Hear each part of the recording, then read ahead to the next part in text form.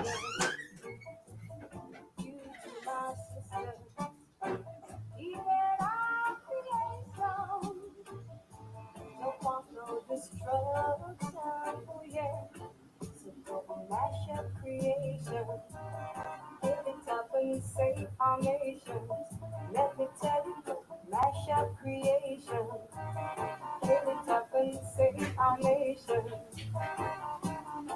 Man to man remains unjust.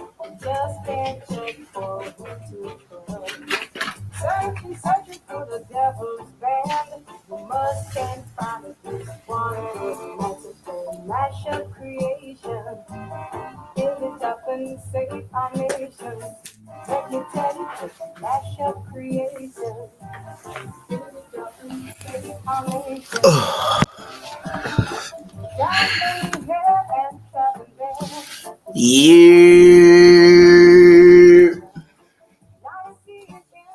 What's popping with the population? Oh, yeah.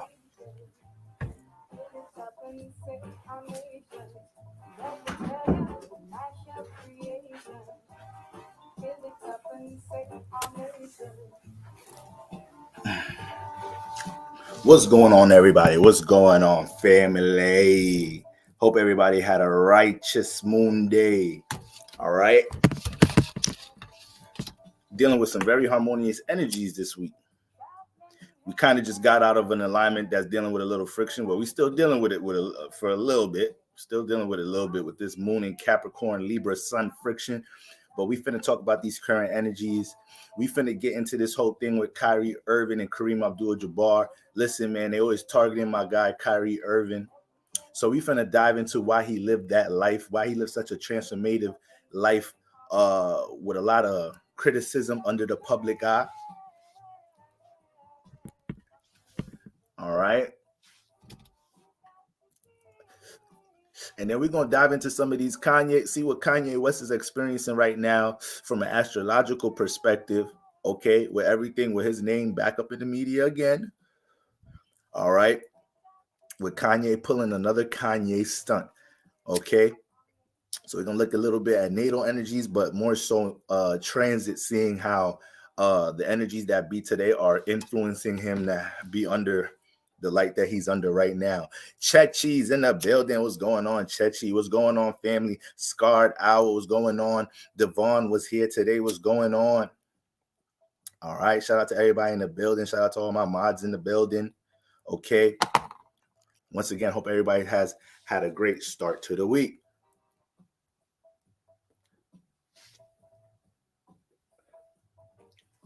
Bell Poppy Load is in the building. Mod gang, mod gang, mod gang. All right. Sometimes these aren't stunts. These are just who people are. We gonna talk about it. Great point. Great point, family. Great point, family. All right. All right. So.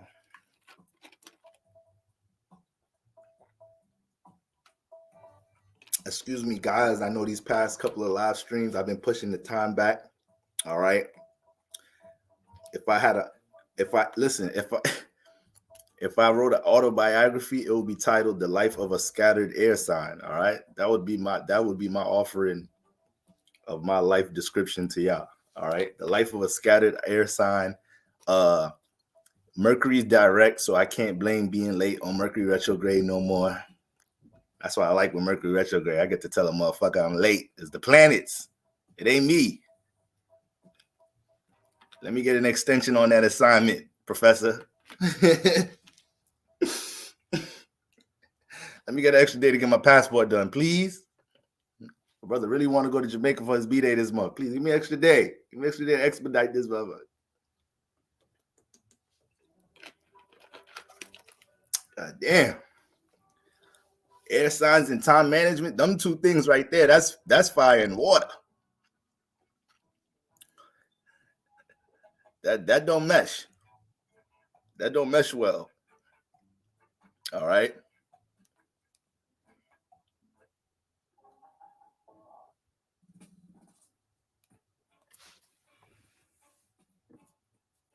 Brother blame lateness on Mercury. Brother blame all type of time management shit on Mercury retrograde. Mercury be like, nigga, I'm trying to help y'all niggas revise y'all goals and plans. Don't be blaming all y'all miscellaneous issues on me. I'm trying to help y'all niggas recollect y'all shit. I see all y'all fools running amok in the earth realm, thinking about this, thinking about that. All y'all niggas got, y'all mental health is all fucked up. This is a period for y'all to get y'all shit together mentally. Not to be blaming y'all shit on me.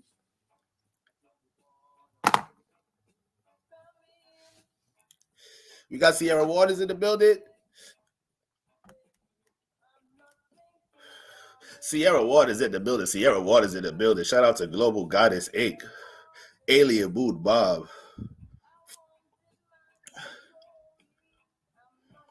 Now that we're on our own time. Facts. I have a Libra sun at 29 degrees. Oh, you an elder Libra. You an elder Libra. We call you sir. Yes, sir. You an elder Libra. Shit, you write a book about relationships, can't you? Shit, your birthday a day after mine. You was born on the 22nd. You a 29 degree Libra. Shout out to all my Libras in the building. Shout out to all my Libra Scorpio cusp in the building. You feel me? Shout out to them dark Libras. Shout out to them occult Libras. Shout out to them manipulative Libras. Shout out to them social butterfly Libras. Shout out to the intellectual Libras. Shout out to the Libras that don't know how to shut the up.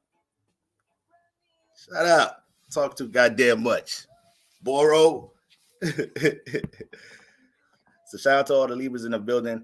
Let's get right into it, fam. Let's get right into today's programming. All right. Kind of don't like using that word the way they program us in this earth realm, but spiritual programming, spiritual conditioning. All right.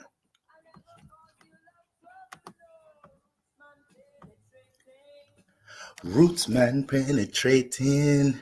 Feel.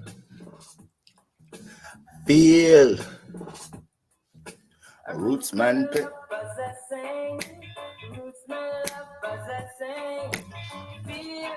Listen, there's a lot of Libra vibes in the air. Feel me? Libra music. Stop playing.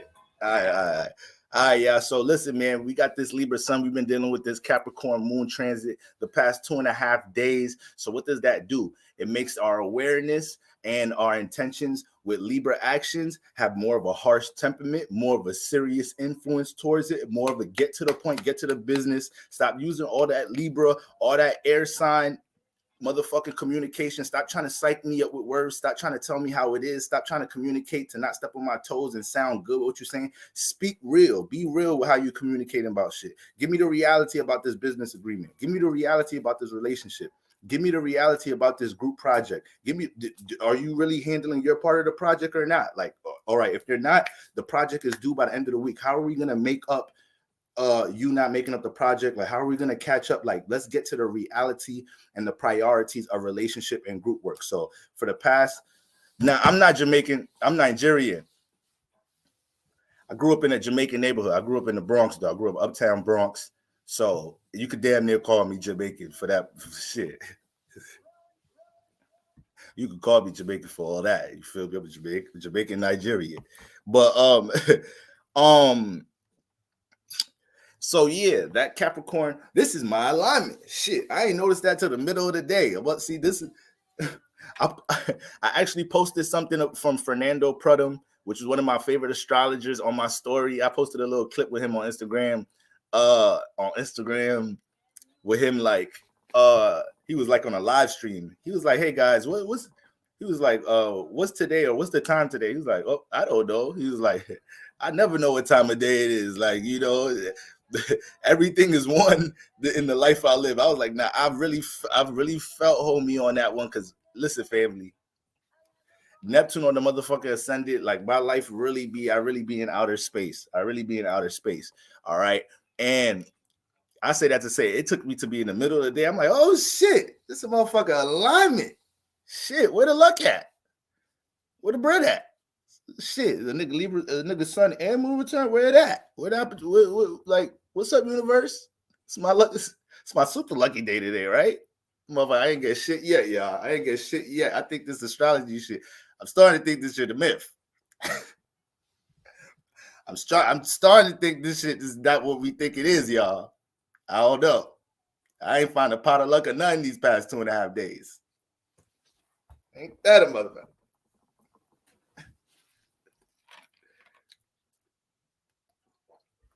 Sierra Waters talking about she Nigerian a little bit.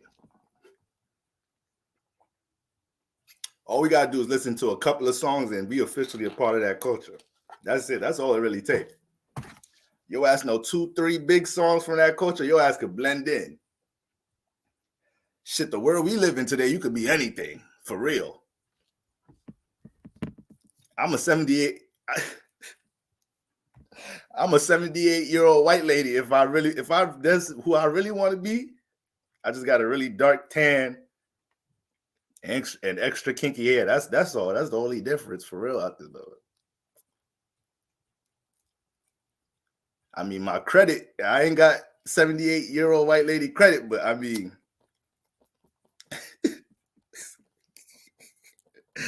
yeah, it took me the middle of the day to realize the sun was in the Libra, moon was Capricorn. I'm like, dude, where do I be at? I don't think I'm responsible enough to inform the collective on the energies that be. I need to sit the fuck down and get grounded like a motherfucker. But with that being said, today, I experienced the life of a lucky Libra, trying to get order and structure amongst your relationships. Probably feeling a little bit more serious and detached towards your relationships, aka you're not just so up and friendly to bask in the positive things of relationships. It may be certain issues, priorities that weren't addressed, weren't acknowledged, and let's work on it. Let's get to reality. I like to build a foundation. Everything in life with Capricorn energy is a transaction. So when it gets into relationships, don't think you get into a relationship with a Capricorn sun, moon, rising, and think that they're not looking at you like, okay, if I date this person, how does it affect what I'm building? I want to be married by this time. I want to have children by this time. And, is this the person I could bring to the workplace? Or how does this person affect what I'm building? All right, they're building that. Would it drain how much resources would it drain for me to help support them? Motherfucking Capricorn, sun, moon rises is looking at relationships like that. I'm telling y'all. It's a transaction. What am I getting? What are they taking from me? I'm telling y'all. All right. So it's not a coincidence if the past 2.5 days, today you woke up, especially early yesterday, because I forgot what alignment was in the air. Venus. What alignment was in the air besides the moon in Capricorn?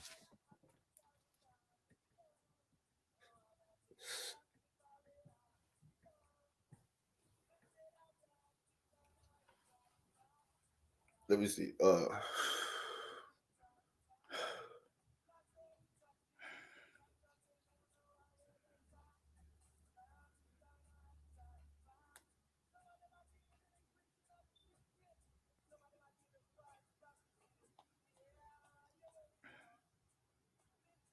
Okay, yeah. What the fuck? Oh, Venus opposing Jupiter. I feel like there was another alignment though that I spoke about. Venus opposing Jupiter. So it is not a coincidence if yesterday, sometime over the weekend, there was a little uncomfortable relationship you had to have with a business partner, with a loved one. Whether it was an actual conversation that you had, or it was a realization that was uncomfortable, or it was an issue that once you start thinking about how to solve it made you uncomfortable. Something with some type of uncomfortable energies dealing with a relationship, or you receiving or giving off harsh energies. We could have been extreme this weekend with reacting to relationships. We could have definitely been extreme. Man, it's so about rising, about mood. Oh man. Just like me. Shit. Transactional relationship keeps shit balanced though, but it's needed though. But with that type of alignment, Libra, Sun, Capricorn Moon, that we know that's a square. So That's where the friction come in. You got a relationship sign, all right, and then you got a sign that's more so dealing with reality and structure. Now, both are needed to build. Like if you're building anything, you want to be able to incorporate relationships, be able to connect it, relate it, and any person that's involved in big business, big branding, anything structure and anything need to have, qualities to be able to connect and relate with others. But because Capricorn is slower and is more in the present, all right, and has a detached nature, aka Capricorn energy is very picky about who they surround themselves with, who they connect to, because they ain't got no time to waste. Even if you see a bored, lazy Capricorn, I promise you, in their head, they're killing themselves because there's a lot of things they want to build, or they probably stress themselves out in their head because they building a lot in their head, aka building so many ideas, but their sun is not moving on all of it, on any of it. So it's one or the other, But with that being said, yeah, it's not easy for that, because if the Capricorn energy is the moon, that's what the emotional need is. That's what the emotional awareness is, stability, structure. But then you got the Libra sun that may entertain things relationship wise could lean way more on Venus than Saturn principles. That's the good thing about this square. They share a planet. And that's why, if you guys notice, there's certain square signs that actually have some relatability, or they're able to solve friction easier because of the relatability that they have through their archetype. So with Libra and Capricorn, that's one of them, because they both share Saturn. Saturn is exalted in Libra. Saturn rules Capricorn. So the alignment can make a cold motherfucker.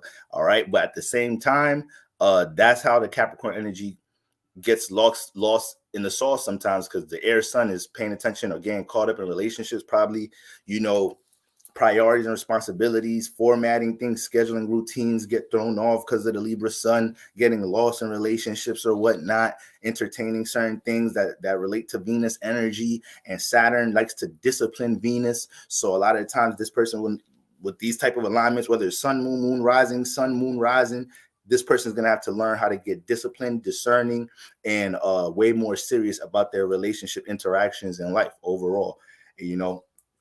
They could start to give off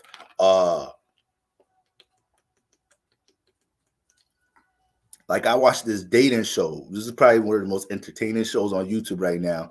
I watched this dating show called Singles. Is hosted by this radio host called Kendra G. Some of y'all may have heard about it.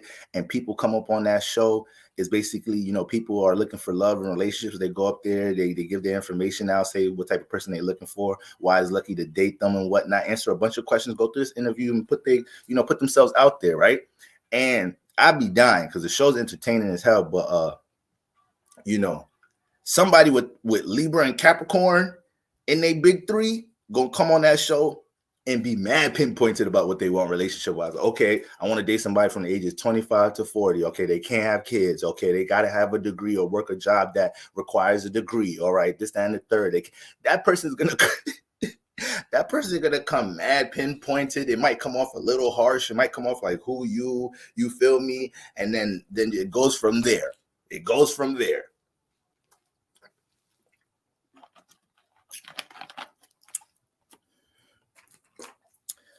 Aries and Cap too, because that can get rough just by default with that. That's another square that shares the same some of the same influences. So thank you for that example, Sierra. Look, now let's compare the examples. So you have Libra square Capricorn, which both have a Saturn influence. Then you have Capricorn square Aries energy, which both have a Mars influence. Look at how both of these squares can be extreme with their energy. That Libra Capricorn square can be extreme with Saturn energy. You can have an extremely detached person in relationships at times. You can have a strictly a person that thinks gain. What can I gain for? What can I profit through a relationship? I ain't gonna lie. Libra and Capricorn together in the big three can become a real manipulative type of energy. that could be a highly manipulative type of placement, because you got somebody that analyzes relationships but knows how to get resources, structure, utilize other people's resources in business, put people, use people to do work for them, this, that, and the third, work relationships. So obviously, in the real negative, dark side, that would be a real manipulative motherfucker. In the real positive side, this is somebody that knows how to rally up community, build stability for others, help others, put other people in position, get in position and teach other people, give people the format, aka the architecture, the blueprint, in order how they could get stable, share resources. So everything comes down to being on your light. Are you in your light or dark side? What past life vibrations that you bring here that you have to work through as well? Maybe you leaning on more of your motherfucking shadow side and shit. So you can have the same alignments, and you have the two people with some of the same alignments and leaning on different type of energies, from a frequency point of view. The natal alignments, a lot of natal alignments just show out how this person may demonstrate these situations as they attract and experience them. But and then you got that Capricorn Aries square, both share Mars energy. That person could be mad extreme. Like this person with this energy, Libra energy it could come off charming and like is a people's person type of energy. So the detachment may not be able to pick up on the detachment when it comes. It may be ghost level shit, or they could put up a facade because Libra energy is incorporated. So you know how to smile on people's faces and shit, I ain't gonna drag Libra too much, it's Libra season. But then you got Aries square. Then you got the Aries and Capricorn alignment. This person, it ain't gonna be no charm. It ain't gonna be no charm. It ain't gonna be no trying to make it look good. You could probably pick up on this person intention, like you feel me? If they really on some shadow shit, on some dark shit, you could probably pick up on this intention, like, yo, this person just want to take. This person is selfish, like, you feel me? Now this person may have a strong hustling spirit, like a motherfucker. I'm talking about them niggas that like even like them niggas that get a reputation in the hood. Like even when they get down, they finna be up in a minute, because there's a lot of Mars energy. So it's gonna come up with the blueprint. It's gonna have strategies for things, but the Aries energy is gonna act on strategies fast. That could be a good or bad thing. There could be times that they need to rob the house on Friday, and the Aries, this alignment was a little too thirsty and was like, man, let's get them niggas on Wednesday. We've been watching this house for a little bit. It's like, nah, probably got the Pisces criminal in the car, or you probably got the Aquarius criminal in the car. Like, yo, bro, relax, my nigga. Relax. This is easy money. Only way we fucking this up being too thirsty. The Capricorn nigga might start thinking they too smart, which they be smart, but it's a little bit too on the go. So that's where that square comes in, aka this criminal having to learn how to align strategy with their passion, aka how to settle their passion down a little bit and keep that durability, that willpower, that strong sense of intention, that strong Mars energy towards powerful blueprints that you're able to create. Strong Mars energy, people with strong Mars placements, a lot of Mars placements have a lot of durability. Like, it's crazy. Like, this shit is crazy. I have my blood brother is a double Aries. This nigga this nigga don't need that much sleep, bro. Now, when he sleep, he out. He's not here. He in another realm. He recharging for real. But like, it could create a restless ass energy, but very extreme. It could give off Capricorn Aries together in big three, could give off a very give me, take me, what's my percentage, what's my profit, not even trying to make it look like they care about something. I was like, you're gonna feel that energy, but man, these people gonna have strong hustling spirits, and they can be very impatient. That type of square can make a very impatient individual. Libra add a little bit more patience in that square, but when they're not patient, then both of them alignments get detached. Yeah, both of them type of alignments get detached for real. All right. I know in areas like that, we get along great. Man, them type of alignments will inspire your ass. That's another Capricorn Aries thing. We real inspirational individuals, all that Aries Mars energy, because they're gonna be so passionate, so devoted towards their own personal life passions and whatnot, that when they get around people that they really fuck with, that they really care about, like they're gonna see the potential in you and what you could build.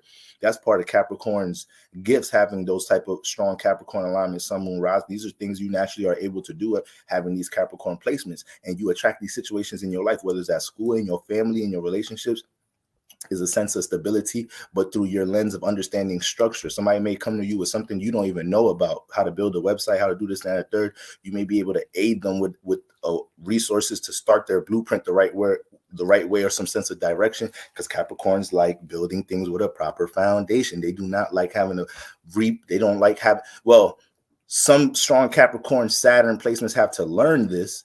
They get tired of having to, take 3 steps up to take 5 steps back down. So as they mature, especially post Saturn, their first Saturn return. So this is strong Capricorn, Aquarius placement, sun, moon, rising, especially risings if Saturn rules your chart.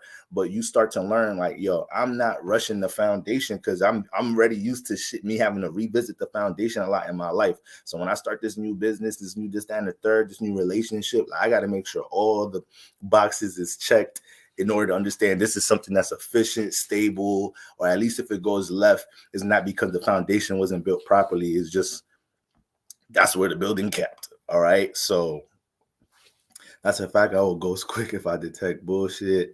I know in Aries like that, just like my Leo friend, she's got energy for days, man. And the fire energies will keep you up. I tell you that. So that's the energy we may have been dealing with over the weekend, right? That strong square energy. But hopefully it evolved into a lot of us getting to the reality of our relationships, even though it may have been uncomfortable, it may have been a little harsh, it may have been a little aggressive, rough, extreme, potentially, hopefully not too extreme or whatnot. But when it comes to relationships, this may have been the approach. It also helps us to look at what we could build amongst people that we connect to, so whether it's understanding how you can align things with others for a profit, things in career, understanding relationships more realistically within the workplace or your industry, all of these type of things.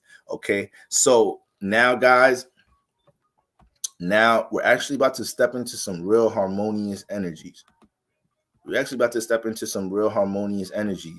All right, the moon is going to enter Aquarius tomorrow, y'all. All right, the moon is going to enter Aquarius. We just came off a grand what's the name? Air moon trine when the moon was in Libra for the new moon, right? So we have Mars in Gemini, Saturn in Aquarius, the moon in Libra. So energies was just coming into the weekend. We were already experiencing probably a lot of interaction, a lot of new downloads when it comes to our relationship, probably new business opportunities, relationship opportunities to understand our partner more, help support our partner, motivate our partner for something, but connecting with others that share the same ideals. Maybe been a lot of that energy going into the weekend before the moon went into Capricorn. We started to make more sense and deal with more of the reality of relationships and potential new situations possibly as well. That's another energy we may have experienced this weekend. It may have been certain conversations you had, or certain people you got connected back with, because you see the potential in what you could build, but maybe you were supposed to call them a while ago, you didn't, maybe this and the third, but you felt that this potential relationship, I should make it a priority. I should make it a responsibility. I see potential for whatever it could build, whether it's an intimate sense, whether it's a business relationship, whatever it may be. A lot of y'all probably was making certain calls, probably had to make calls dealing with certain responsibilities in your life outside of intimate shit and friendships, like shit. Probably had to make calls. You had to call the motherfucking office for your university to get these documents, and you need to do this paperwork, this and the third for your children. So it's probably a lot of things dealing with paperwork, possibly contracts, agreements amongst other people in your life. All right. Now the moon is entering Aquarius tomorrow, I believe, like what? I think around 5, 6. The moon is currently 24 degrees at Cap.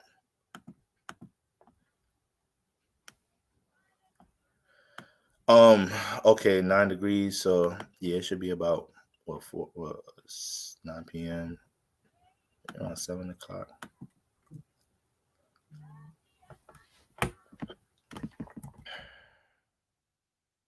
Okay, but anyways, the moon entering Aquarius tomorrow, early in the day. And when the moon enters Aquarius, it's gonna be harmonizing with Jupiter, Venus, and the moon. All right. So cooperation, relatability, all right.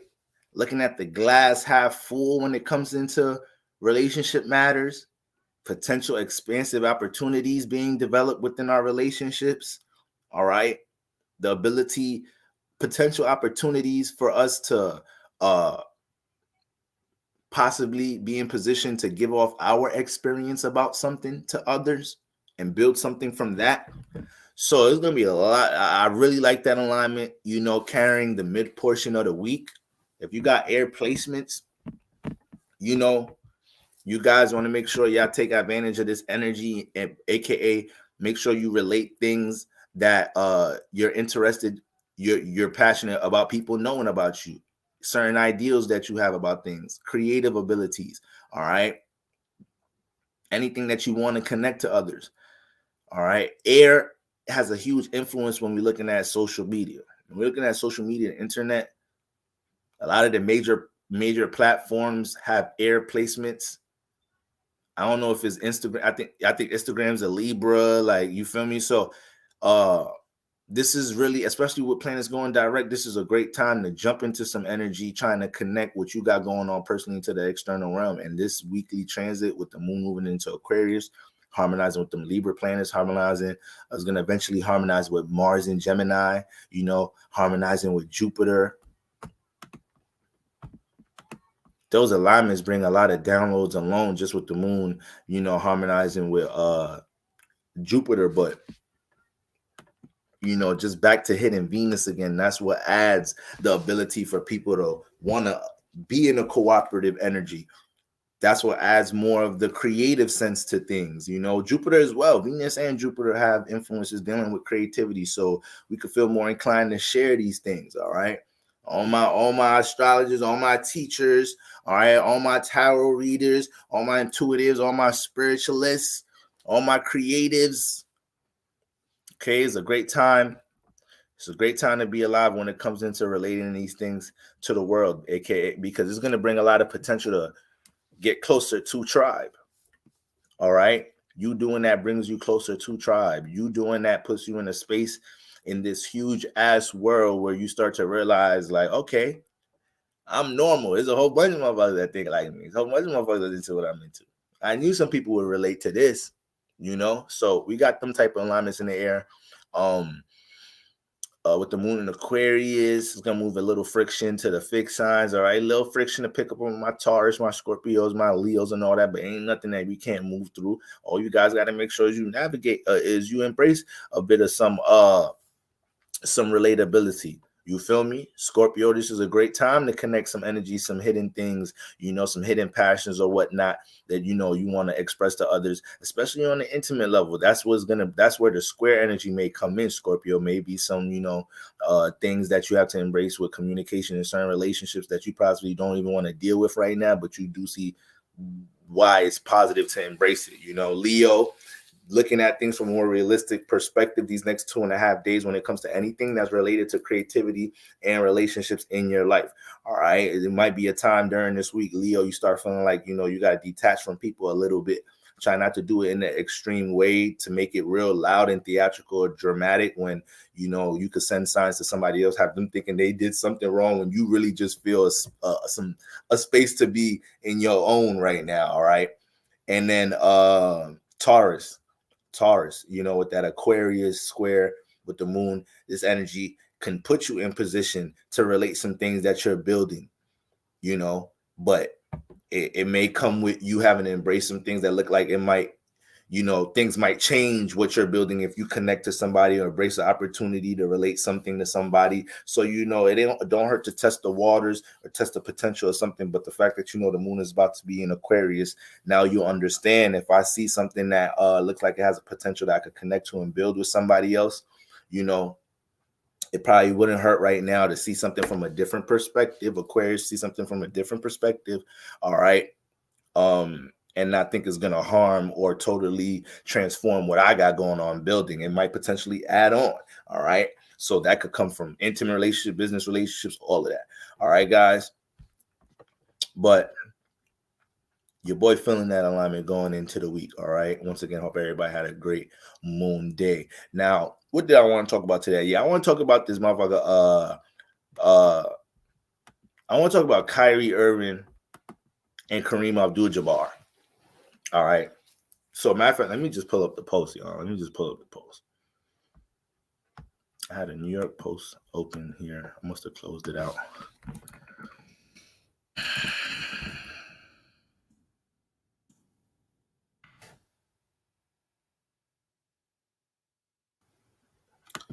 Okay, so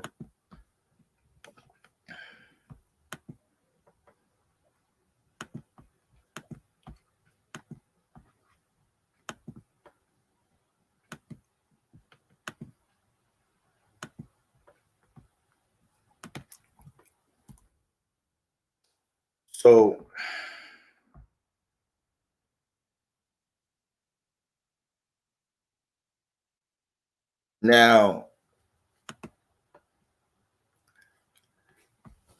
Kyrie Irving has had a unique career. He's had a unique career. Oh, that's why my shit moving so, because this shit already playing videos. Hold on, I'm gonna bring it back. So Kyrie Irving has had a very unique career in the NBA, guys. So he's one of the most talented athletes the NBA has ever seen. Okay, I'm from New York. He's from New Jersey. I personally have mutual friends with him. You feel me? So, in our area, period, in New York, New York, New Jersey, Philly area, which is really big for basketball, he's really influential in that area amongst how influential he is, period. Right? So his actual accolades and accomplishments, basketball wise, professionally in NBA, it's Hall of Fame type of statistics. Like I said, he's one of the greatest players to ever play. All right, and he's still playing pretty much in his prime still. However, he is the NBA's black sheep. He's the NBA's black sheep. Okay. Ever since he started rising to stardom in the NBA and started gaining more of a bigger brand and platform, season over season, is always some type of controversy surrounding his name. Whether for something that he expressed, something that he, said in an interview, something he said to a fan walking back into the tunnel after a game, his spiritual perspectives on things. And I just be in my head like, all right, I understand, like, when it comes into media, especially with sports, how they have to make this shit a script. Like when you have these commentators talking about these athletes, this and the third, you got to make it entertaining, make it like a script, talk about rivalries, compare errors, keep the people entertained, right? And Kyrie Irving name is always in the media on some crazy shit. His name is always in the media on some controversial shit. So a minute ago, I'm like, yo, let me really dive into his energies and see what's going on. And, it was a couple of alignments that immediately popped out. But today, I wake up and I see Kareem Abdul-Jabbar, which is a Hall of Famer, which is the current leader of points in the NBA. So he has the most points ever scored in the NBA. But LeBron James is on his way to pass that this season.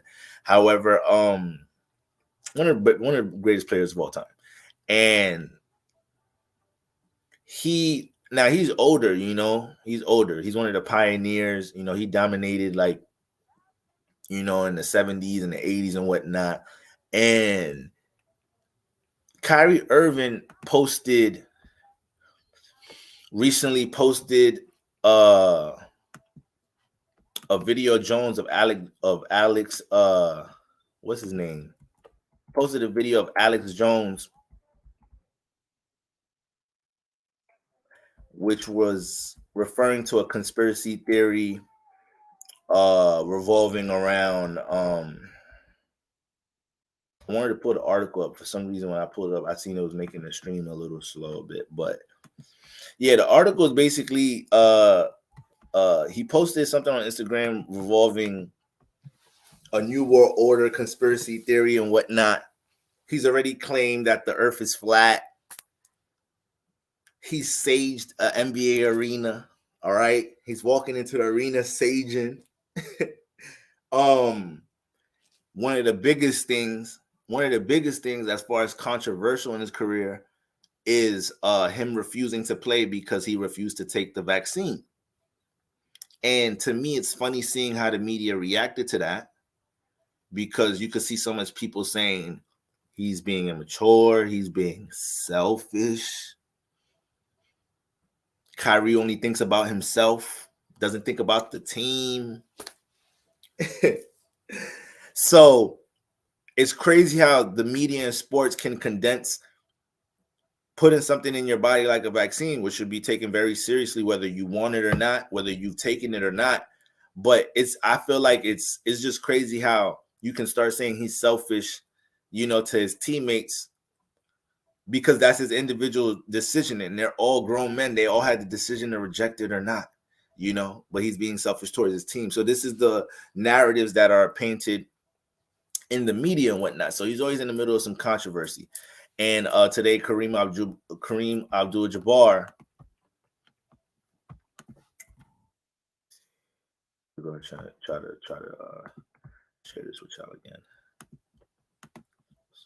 because you get a Libra to start. You get me to start quoting shit. Y'all gonna think I'm talking about a whole nother article.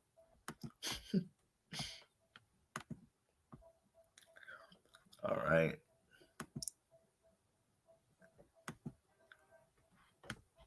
So, okay. So,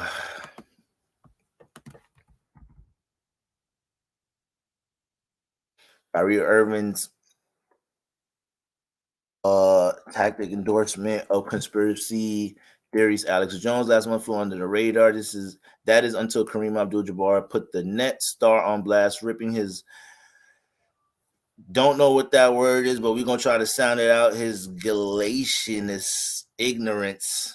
God damn, these old heads always gotta use sophisticated ass words, and accusing him of tarnishing the reputations of all athletes. Kyrie Irving would be dismissed as a comical buffoon if it weren't for his influence over young people, Abdul-Jabbar 75 wrote on his Substack.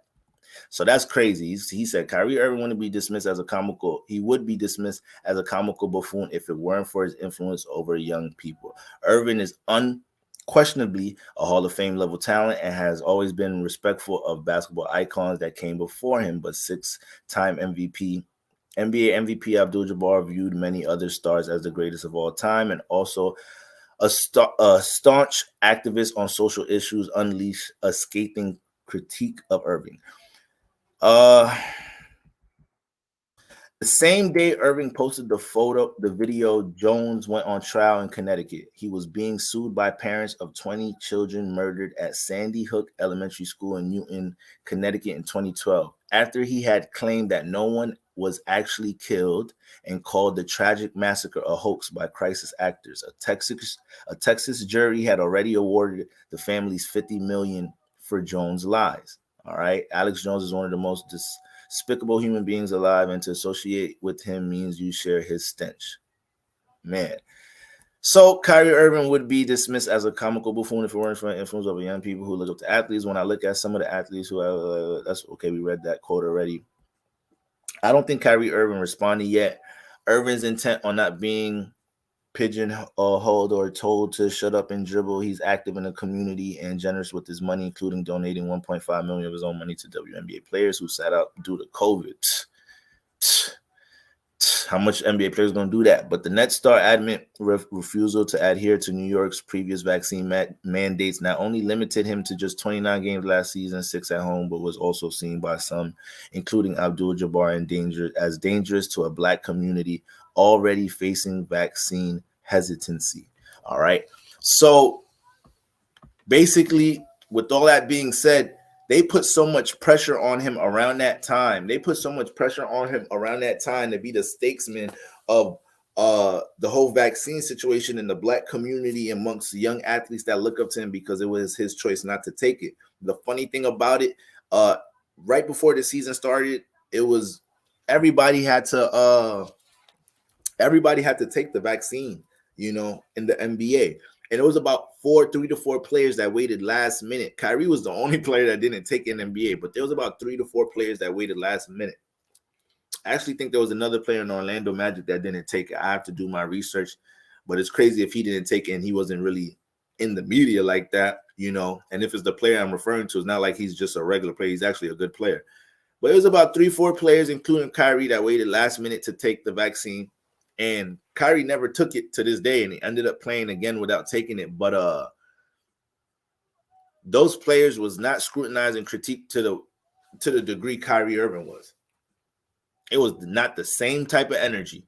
All right. So I understand his greatness and all that. I understand with you know, greatness comes great responsibility, you know, having a lot of attention, having a platform. It comes with a lot of responsibility, especially for the youth that's looking up to you, that you inspire or whatnot.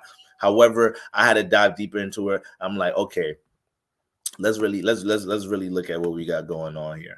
All right. So shout out to Kyrie. Hopefully he catch this live stream. All right. We finna break. I'm finna give you some clarity, brother. Why what be happening in your life be happening. Okay. Now,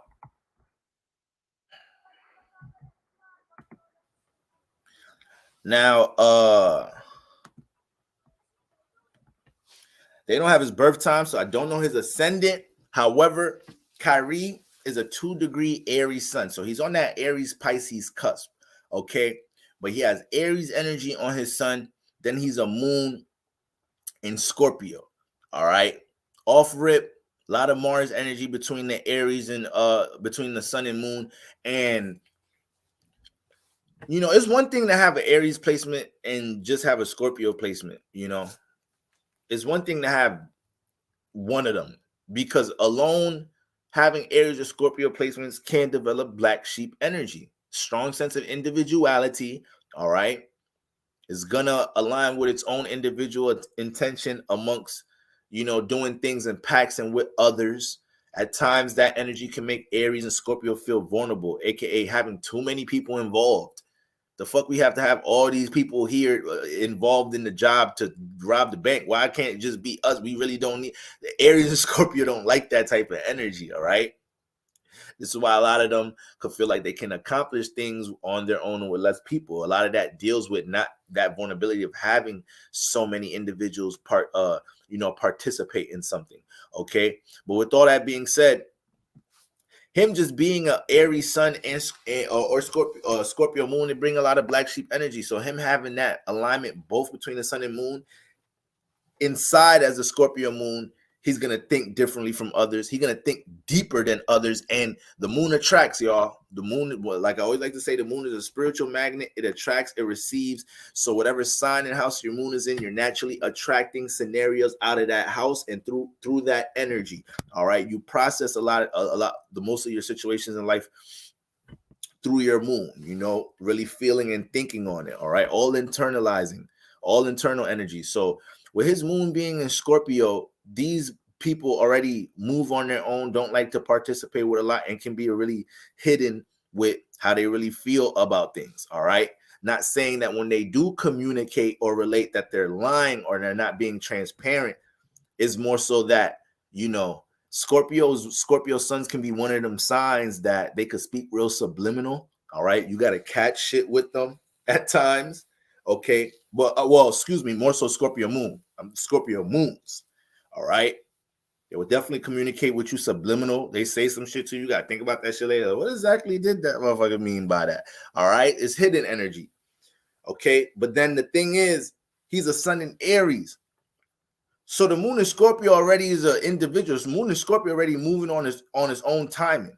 All right. The moon in Scorpio is already processing his individual feelings and emotions about things, and is not invested in relating them feelings and emotions or making other people feel and think the way it does. Scorpio moving on his own intention as a moon.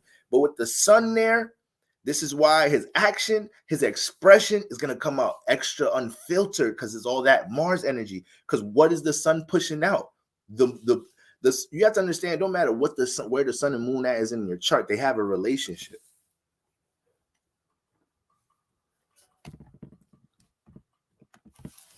It don't matter where the sun or moon is at in your chart, they have a relationship.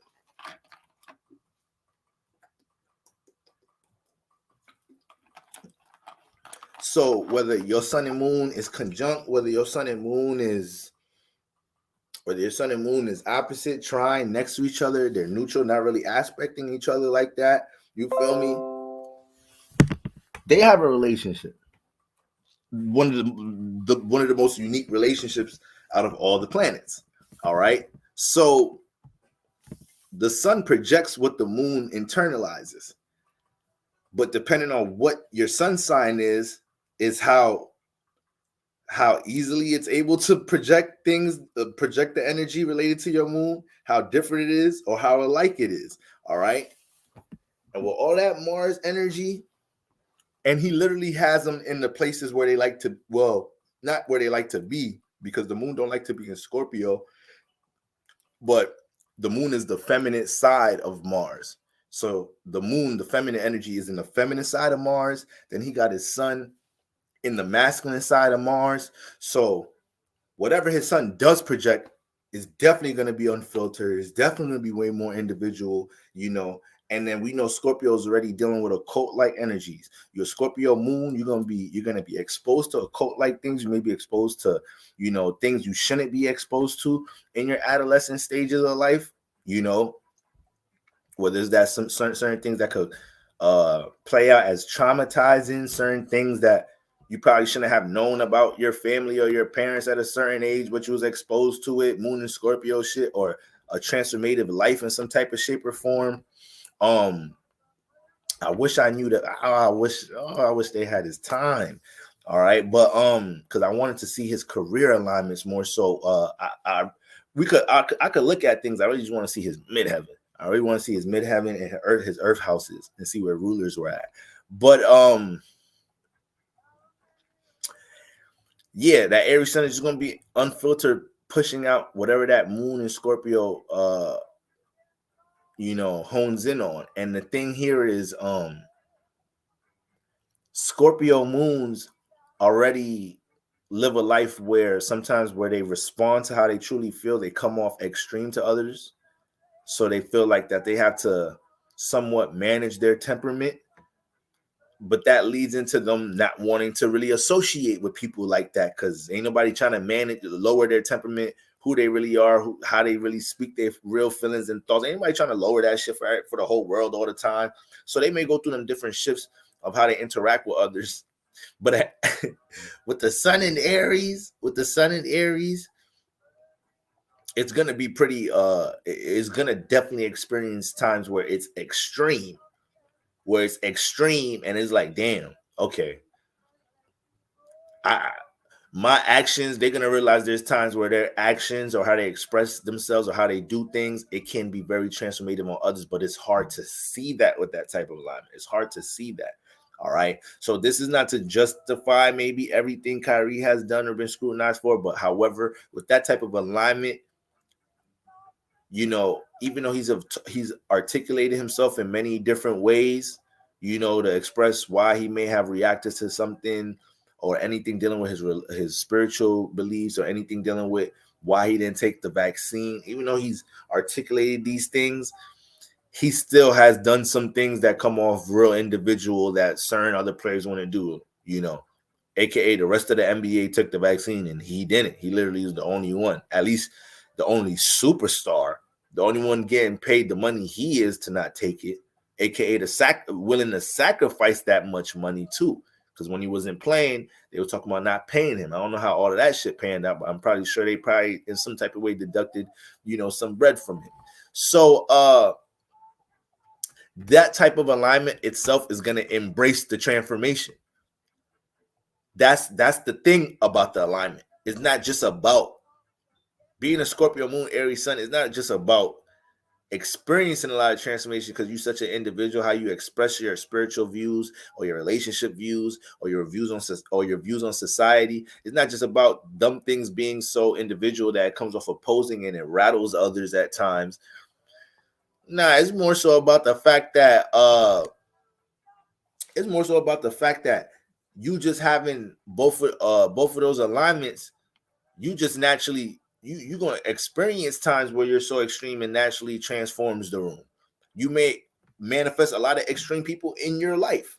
All right, just having them influences a lot in some type of shape or form. His family situation may have been intense. I know he has a really tight relationship with his father. I think his mother passed, but you could deal with Moon and Scorpio, deal with death if his mother did pass. That having some type of turbulent situation with the mother energy in some type of shape or form. Let me just see this.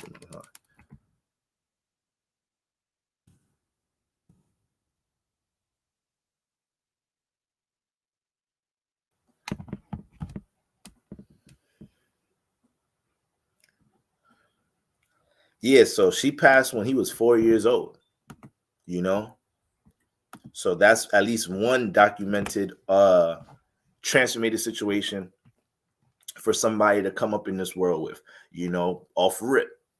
But in some type of shape or form, that feminine energy, that motherly energy in a turbulent space, it could be some type of friction there with the relationship with the mother in some type of shape or form. All right. Or within the family environment.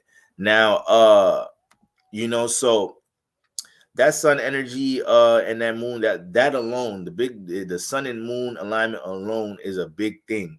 All right. Mercury's conjunct his sun. So not only is his actions, is he gonna be pretty individual and quick to do things on his own time. And Mercury's conjunct right by the hold on, let me see what degree Mercury is. Yeah, Mercury's conjunct right by the sun in Aries. Mercury and Aries individuals sometimes may not be people of many words,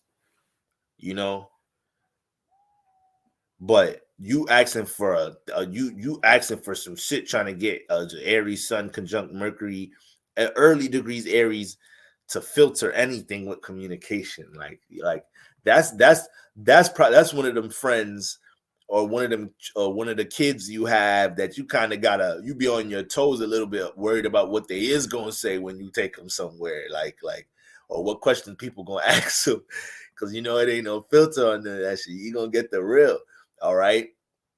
Now, as far as his spiritual beliefs too, him being a moon in Scorpio, moon resonating around Pluto and whatnot, he's definitely gonna attract situations that pull him into occult spiritual influences or whatnot.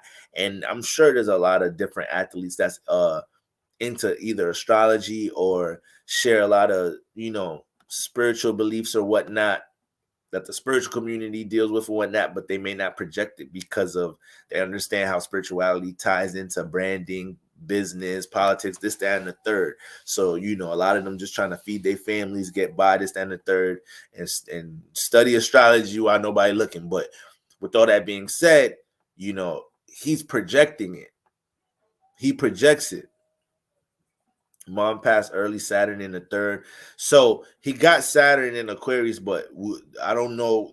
This ain't his. We don't know his houses because this ain't his time of birth, so we don't know his house setup. All right, but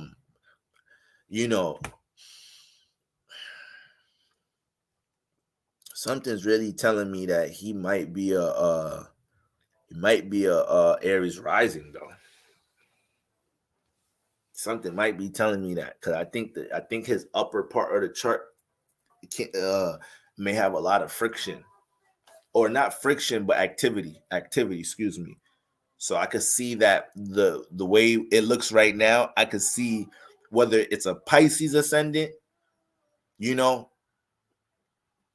whether it's a Taurus ascendant, but I could see the portion of the chart as far as the hemispheres leaning on the way it is, aka more the activity being on the top portion of his chart. All right. But when what else we got going on? So yeah, he's always gonna be an example of that. He's always gonna be an example of that. All right, this shit ain't gonna calm down no time soon. All right, and because of who he is, because he wears it, they're gonna the media is gonna run with it. The media is gonna run with it.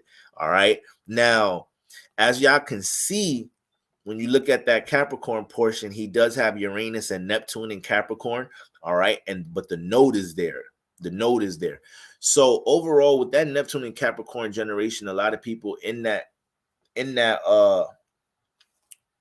was born with that alignment, you may experience a lot of transformative situations when it comes into building stability or career, especially if it's creative amongst a creative influence or whatnot. You may have to be forced to take your time, especially when it's something that maybe of the new age, aka you're utilizing internet, social media, new ways of communication or whatnot to relate something dealing with creativity or whatnot. A lot of people of that alignment are doing that, so there's a lot of, it's why we have spiritual teachers, astrologers, spiritualists, healers or whatnot, people teaching about health and whatnot. That's why we have all of these access to all of these different individuals and sources, through social media.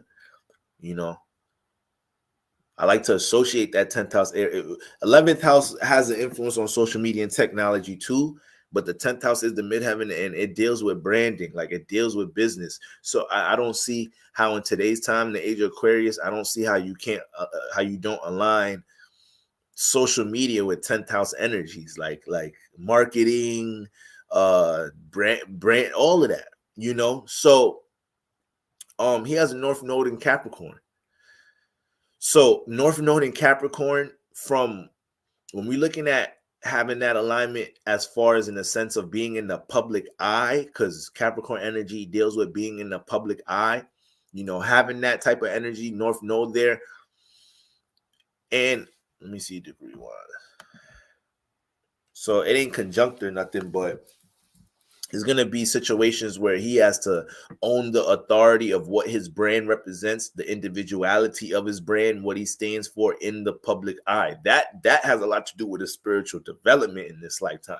So you can just see some of those things that he's progressing and growing through in front of you, just having that alignment. People with North Node in Capricorn have to understand that when it comes into career, when it comes into how you gain stability, there always may be a sense of unfulfillment when you're not in a state of authority, when you don't have more of a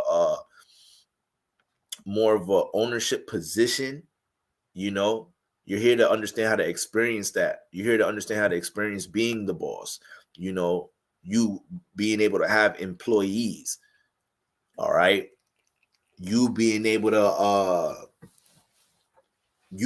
put other people in position, you being able to be a source of stability for others. A lot of North Node and Capricorns can develop a lot of responsibility for the home environment, and sometimes having the North Node in Capricorn, it could pull a lot of situations where it's hard for you to even manage resources sometimes because they're so tied into the family environment at times with that South Node in Cancer. Because that's all you was doing in your past life. All you was doing in your past life, you was real family oriented. May have helped continued a line of lineage. You may have been a big sense of stability in the family and home environment. You may have had a lot of people that emotionally depended on you with the moon in Cancer. With the South Node in Cancer. So coming into this this experience, you already feel the emotional dependence. You already got a lot of family matters going on, things that probably pull your energy a lot, things that you you're probably very close knitted with some of your family members, if not your actual parents and your mother, in some type of shape or form. But then you got the North Node in Capricorn. So now when you start building and structuring a lot of those tight relationships in a family home environment, a lot of that close connection, that some of that could turn into strong dependency. You have to start learning how to put family members in position. You have to start learning how to manage your resources amongst loved ones and people in your your close environment. So, it get deep with that North Node in Capricorn, but already being a part of the Neptune and Uranus generation in Cap, dealing with relating or establishing, building upon your creative or spiritual views. Neptune, all right. Once again, Neptune up in Capricorn, dealing with branding, business, and then you got Uranus there, individuality, people doing it in their own ways or going against the grain with what's already set in stone. All right. Maybe doing it in a transformative, intense, erratic manner, on a strong individual manner, rebellious manner. So that's what we all Saturn, Neptune, and Capricorn. All of us is like in our late 20, mid what? Early to mid 20s, you feel me? Late 30s and shit. I mean early 30s and whatnot. So a lot of us is doing that. A lot of us has got something that's creative or spiritual. We're trying to build upon it, brand it in some type of shape or form, see if we can monetize it, profit on it. You feel me? Help see how it could be a sense of observe how other people may be utilizing some of the same things to build in some type of shape or form. Helping others use spirituality or some of their Neptune energy to help build stability in their life, and actually being able to create a platform or some type of structure upon that. So, that's going on all over the place, in today's time. You're looking at Charlie say Aries rising. Do they got the? I found a second. Charlie say Gemini rising. Yeah, see, they're gonna switch it up a lot, man. You're gonna have the scare on the forehead. He does have a lot of tension on the forehead. You feel me? Yeah, I know I'm gonna look at. Yeah, I know I'm saying this also because of physical traits. See, if you look at Kyrie Irving, he got the tension on the forehead. You feel me? So Aries risings, Scorpio risings can have this a little bit, but it may not be as intense as the Aries risings, or it could come in the arch of the eyebrows too. The arch in the eyebrows not too strong, but that intensity in over here, I could see that. You feel me? But either way, he is an Aries sun, so those same Aries rising traits that you think you pick up could be resonating from his Aries sun too. All right, the sun sign can pick up any type of trait that the rising pretty much can, but we identify with the rising because we look at the first house more so towards physical body, physical traits and whatnot. But yes, Venus in Pisces is another underrated spiritual ass influence, because this is somebody that's in love with the spiritual realm. You in love with shit that's not of the earth realm, and you could dance there, get lost there. You want to take everybody there. You want to relate it. That would make you feel happy. That would make you feel good. All right. Not even speaking from a relationship perspective, but as far as valuing it and being invested in with it, with your Venus there, you feel me, off the rip. And then speaking about individuality, when we go into his Aquarius placements, he has Mars and Saturn in Aquarius. All right. Now, I ain't gonna lie to you. They're not conjunct. All right. They're not conjunct, but Mars and Saturn together get busy. They get busy. All right.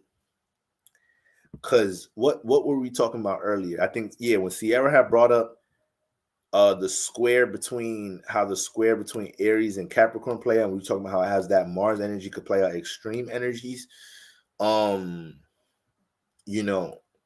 Mars and Saturn, that conjunction is, even though conjunctions can go crazy at times, sometimes conjunctions can be hard to handle.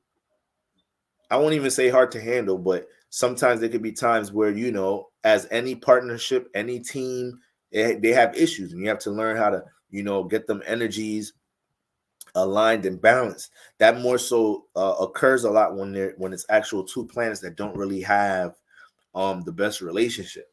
However, Mars and Saturn, I would say Mars and Saturn conjunction is the example of what you solving that Capricorn Aries square look like. Getting passion and structure and time management on the same timing. That's Mars and Saturn. You know, somebody is going to be very strategical and time oriented when it comes into the things that they're passionate about. All right. This can be a criminal minded individual as well. This placement, this could be a criminal minded individual. They may even deal with things resonating around law a little bit, but yeah, they're gonna have a durability and a longevity that is crazy when it comes into whatever they're building or structuring and where that placement, especially in the house that placement is in. All right, so they're not conjunct, but we know Aquarius to also be another individual placement. So when it comes to all quote unquote, when it comes to like the top black sheep zodiac signs in the solar system, he has placements in majority of them: Aries, Scorpio, Aquarius.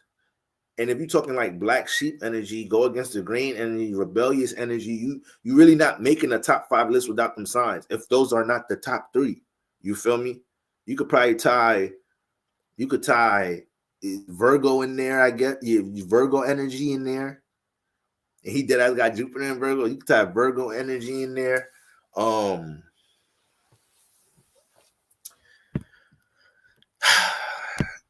But yeah, so Mars and Aquarius. Now, when you look at Mars and Aquarius energy already has an influence on the collective, relating to others, right? Air sign, relationship sign, especially within the business arena, anything dealing with another sign, because it got Saturn influence into air. So we're also dealing with agreements here, associates, partnerships, business agreements. And when you have Mars in there, this is person that's very hands-on, intentional, very direct when it comes to relationships of that sort as well. Now, Aquarius is also an abstract thinking ass sign. Aquarius thinks out the box. All right, it analyzes things from different perspectives, and naturally has a way of seeing things from an opposing perspective. So this is why they can have a rebellious nature. But having Mars in Aquarius, this adds on to him already. He already has a strong individual demeanor and character as an Aries sun, Scorpio moon. Then he got Mars in Aquarius. So this can show some, at times, him dealing with friction or turbulent situations amongst relationships, but him also being able to have a strong influence on the collective as well. Aquarius also represents connecting to the collective. All right, has strong influences on the collective overall as a people, representing groupings and whatnot. So, you know, when you have Mars there, you can have a strong gravitational pull on the collective. You know, this is why a lot of his shit can be shock value at times with how it's connected and related to others. And then overall, with Mars being as individual it is, right? With Mars going right through things, dealing with friction, waiting to meet confrontation. That's another thing. With those type of alignments, those Mars alignments, you rather meet confrontation than run from it or anticipate it, you know? So with Mars in Aquarius, you have this abstract energy with Mars that this person's intentions is already unpredictable. You feel me? Aquarius energy, you don't see Aquarius energy coming. You don't see what Aquarius is about to do. I'm a Libra. That's what we do. That's what Libras is. This is what we do. This is our natural gift. We know people actions better than they know their actions. The people that we know and get a chance to analyze, we know what they about to say and do before they do it. We know them people better than they know themselves. This is why sometimes we have to call people and relate to people so much to understand ourselves. Because we understand others so well that sometimes we get a little lost understanding our motherfucking selves. So sometimes we may have to. This is why a Libra may call their best friend or their parent or something before they about to do something, just to get the confirmation that they should or shouldn't do something when they already had that answer. But it's just that extra confirmation. They may not know that their own personal decision is that secure in a way. You know, when the Aries or something ain't got time for that. They're finna just go do what they got to do. You feel me? When they probably could use that phone call, like, Aries, sit your ass down. Not tonight. Not today. I don't think that's the smartest thing to do. All right? I think that could wait. You just want to get up and do something right now. You just want to get up and beat somebody up. All right? Could wait till Thursday to beat somebody up, right? We just started. It's Moon Day. Relax. Go meditate or something. All right. So many Aries rising have us. Oh, I thought that was a new comment. So, yeah, that's what that Mars and Aquarius energy, you definitely gonna have somebody that is prideful or not aligning with how other people think. Mars, a lot of there's some revolutionaries and people that have led, big movements, been able to influence a lot of people, that have Mars and Aquarius. There's a lot of people that have became very influential for a new way of perceiving something, for a new belief, especially within or especially spiritual teachers that have that Mars and Aquarius energy. This is where the fight to influence the collective comes from. It's one thing for him to be a Scorpio moon Aries rising.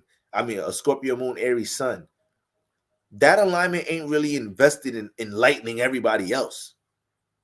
There's an Aries sun out here, Scorpio moon, that's getting spiritually enlightened, studying astrology, going through whatever they're going through, and they're not wasting their time or their energy trying to get their friends and loved ones to be into it, this, that, and the third, because they probably already pick up that they know they into their own individual shit. It may not be receptive. They intuitively understand what other people are individually into, to at least the inner circle. So they may not want to waste their time even doing that, waste their time trying to influence somebody to be into something. May drop some seeds here and there, mention things here and there, because it's still direct and blunt. So when it thinks about these things and situations, may tell their siblings something they need to hear. Like, that's why your ass feel lost and like you ain't got no motherfucking spiritual guidance. So they might say some shit like that, but other than that, a Aries sun, Scorpio moon, they gonna find out about astrology, spirituality. They gonna dive into that shit on their own. They gonna thrive on that shit in their own. They're not gonna be so fulfilled and relating to everybody else. But with that Mars and Aquarius, that's where the social media posts come from. Posting New World Order conspiracies, posting flat Earth conspiracies. Posting, having spiritual influence things posted on Instagram. Nike looking at the nigga Instagram like, nigga, you were supposed to post the new sneakers at 3 p.m., nigga. The fuck the flat earth got to do with your sneakers? We're trying to make some profits over here, kid. We don't pay you NBA players millions of dollars to be talking about spirituality and finding your spiritual tribe, and then you come into the arena and you saging. AKA arena would be an Aquarius-like place. It's an 11th house, is a public environment, is a bunch of people there you don't know. It's out in the external realm. It's an interactive space. So that's already 11th house. So if he's a Mars in Aquarius, him just being, whenever he's in Aquarius environments, his Mars can show a lot. Now, even take this from a basketball perspective. When you play basketball, you play it in the 11th house. You usually play it in an arena where there's a lot of spectators, a lot of people that could view it, an audience with different perspectives and whatnot. Him having Mars and Aries, his performance is very, I know a lot of y'all probably don't watch basketball or whatnot, but for those who are or into basketball or whatnot, Kyrie Irving, just from a performance perspective, from somebody that played basketball, or actually, like I said, he's pretty influential where I'm from. He's from New Jersey. He has roots in New York, so he's really influential to like people that I'm just a couple of years younger than him. So I've actually played at tournaments where like I played a game and Kyrie was playing right after us. So I've seen the impact he's had in that arena. People are sold out tickets to watch Kyrie Irving. Oohs and ahs all game long. It's every game. This is in high school before he even got to college, got to the pros. So Mars and Aquarius individuals can thrive in the 11th house arena, aka these people can rally up a lot of people. They can take a very individual perspective and spread it across a lot of people, and they'll take the good with the bad. They'll take the critique. They'll take the black sheep energy. For him, it's easier to endure critique from the external realm because he's a moon and Scorpio Aries sun. So his personal life is transformative. What other people say about him, he can endure it. Like what fans and shit say about him, I mean, over time, as a human being, it may get to him here and there when he overthink a little bit about it. But I'm telling you, as a moon, that alignment, he don't care. He don't really care because he know he living in his truth. So he know he living in his truth and whatnot. And he just has the balls to articulate it, go through the sacrifices or whatever trials and tribulations relating it, and make it a part of his brand. All right. So spirituality is off the rip a part of his brand. He associates himself with these things. And if we look at,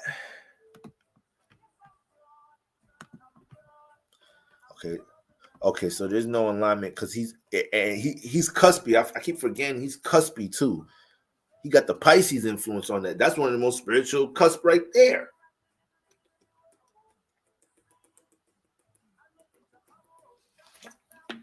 You know, it's one of the most spiritual cusp right there. I was trying to see if Aries Sun was aligning with his with any planets in Aquarius, but in a sextile, but you know, the Mars and Saturn more so in later degrees, and then he got dark Lilith in Aquarius as well. So that Mars and Saturn energy, regardless of it being a career house or Earth house or not, Saturn is gonna have influences on career and social status and you know, how you're seen in the world, public image, like I said, and well, Capricorn, like I said, but Saturn and Capricorn share that as far as public image. And you know, he has Lilith in Aquarius. So you already know the vibes, Sierra. You already know the vibes. You feel me? I seen you say something about you Nigerian a little bit. So you know, we all are the same tribe in some type of shape or form. Jamaican, Caribbean, Haitian, African, we all are the same tribe. All right. They try to split us up a little bit on boats and all that. We still here strong. You feel me? We done multiply. We be multiplying crazy. But anyways, yeah. With the Saturn placement, so we know that the friction Mars brings to Aquarius, not friction. It's just a placement influence. So that's like the light and dark side that plays out with Mars and Aquarius. These also could be real passionate debaters too, Mars and Aquarius. But you might want to fight them a little bit, Mars and Aquarius. Like they might rub it in a little bit that they're smarter than you after they beat you in a debate or something. Probably a little disrespectful a little bit. Sometimes Mars is just hard for Mars to channel his temperament through air. It's hard. So, you know, you got that going on. Then you got Saturn in there.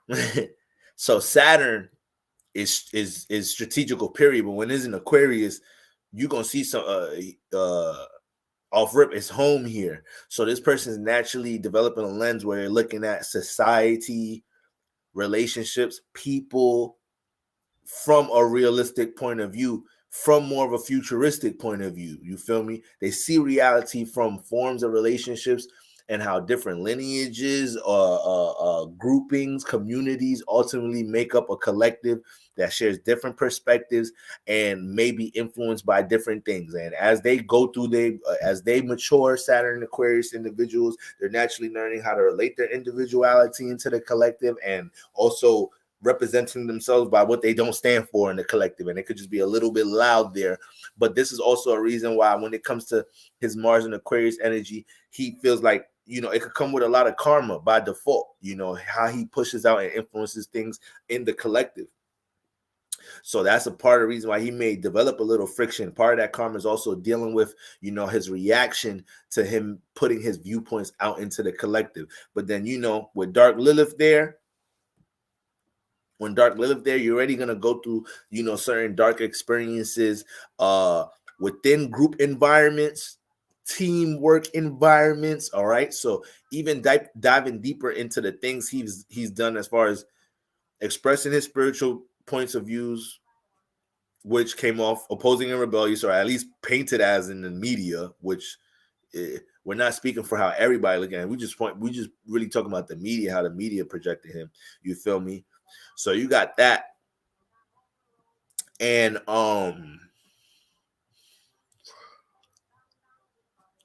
it could be that. It could be, you know, once again the vaccine mandate. You know, one time like he hit a shot, stuck his middle finger out at one of the fans that was at one of the fans after the game. It was a big thing. Everybody was tweeting about it during the game. Then after the game, in the post conference, I think one of the fans called him a nigger or said something condescending to him or something. So you feel me? Always in some controversy in some type of shape or form, whether it was brought to him, Scorpio moon, Aries sun type shit. It was brought to him. The extreme energy was brought to him in some type of shape or form, or he pushed it out a bit. And when you had Lilith there in some type of shape or form, it could make you have to deal with certain situations in these areas where it get a little dark and you have to persevere through it. So he just came off a year, his last season, where, that was the season when he rejected the vaccine mandate. He came back to play towards the end of the year. They played bad in the playoffs. They made it such a big deal. They were blaming a lot of it on him. So he obviously was going through transformations in career. He just had his first child in the midst of all of that. He just converted to Islam. So, during them Lilith moments, you got to learn how to find the light in the dark. All right. And Lilith and Aquarius can have strong potential to create dark moments amongst any type of associations you may be a part of. And then you can be extremely highlighted too. Like, you can be projected in a strong light with Lilith and Aquarius. You can become very self-centered and center stage in these situations, aka people putting on the responsibility on you to change the situation, all the blame on you, some type of shape or form with Lilith and Aquarius. So having Mars and Lilith in the same sign is intense. It don't matter the sign. Having Mars and Lilith in the same sign, best believe there's going to be some intensity going on in that area. Lilith is like, I tweeted earlier, Lilith is like the feminine Pluto. LV ski in the building. What's going on, LV ski? But yeah, having Lilith is like the feminine. Lilith's goddamn like Mars' older sister or some shit. Mars' older angry auntie and shit. You feel me? She get on Mars timing too. But like I said, Lilith is dark, so you might experience some manipulation in that area. That may be the area where you push out some dark energies and create a transformative situation, and you got to navigate it, work through it. So with it just being Aquarius, it could just naturally be amongst things dealing with relating individual viewpoints. Anytime, another thing with Lilith and Aquarius, also Mars and Aquarius too. Mars and Aquarius individuals, you could deal with what I'm about to say too. You may deal with a lot of friction becoming a part of a group community that resonates with some of your individual viewpoints or some shit. Your ass going on a spiritual retreat, or you converting to Islam, or or whatever. Your family members or your close environment, some type of shape or form, or some intimate relationships might give you slack for that in some type of shape or form. It could even affect people close to you at times, just based off of you pursuing aligning with other communities, groupings that relate with a certain individual belief, thought, ideal that you have. All right. And then as an Aries sun, Mars is his ruler. All right. Mars is his sun ruler. So with it being in Aquarius, a lot of that personal intention and passion he has is going to find its way to touch Aquarius energy, aka touch the collective, touch others, influence others. Aquarius, once again, like we're going to keep saying, is already a rebellious opposing energy. So you throw some Aries influence in that, this person going to be real communicative Aries as well. It's going to be real communicative Aries. So when he's doing these interviews, whether it's about vaccine mandates or any of this, that, and the third, he finna articulate them viewpoints as Aquarius. You ain't finna gonna catch him slipping, sounding crazy. He gonna articulate himself very well. He may point out flaws in you, in the reporter, in society, in a real subtle way while articulating his answer. So it's almost a bit sarcastic a little, but it's smart, it's witty. So I just want to play this one little clip from a podcast that he was on.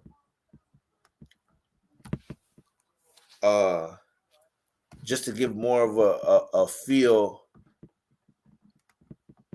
for him articulating himself.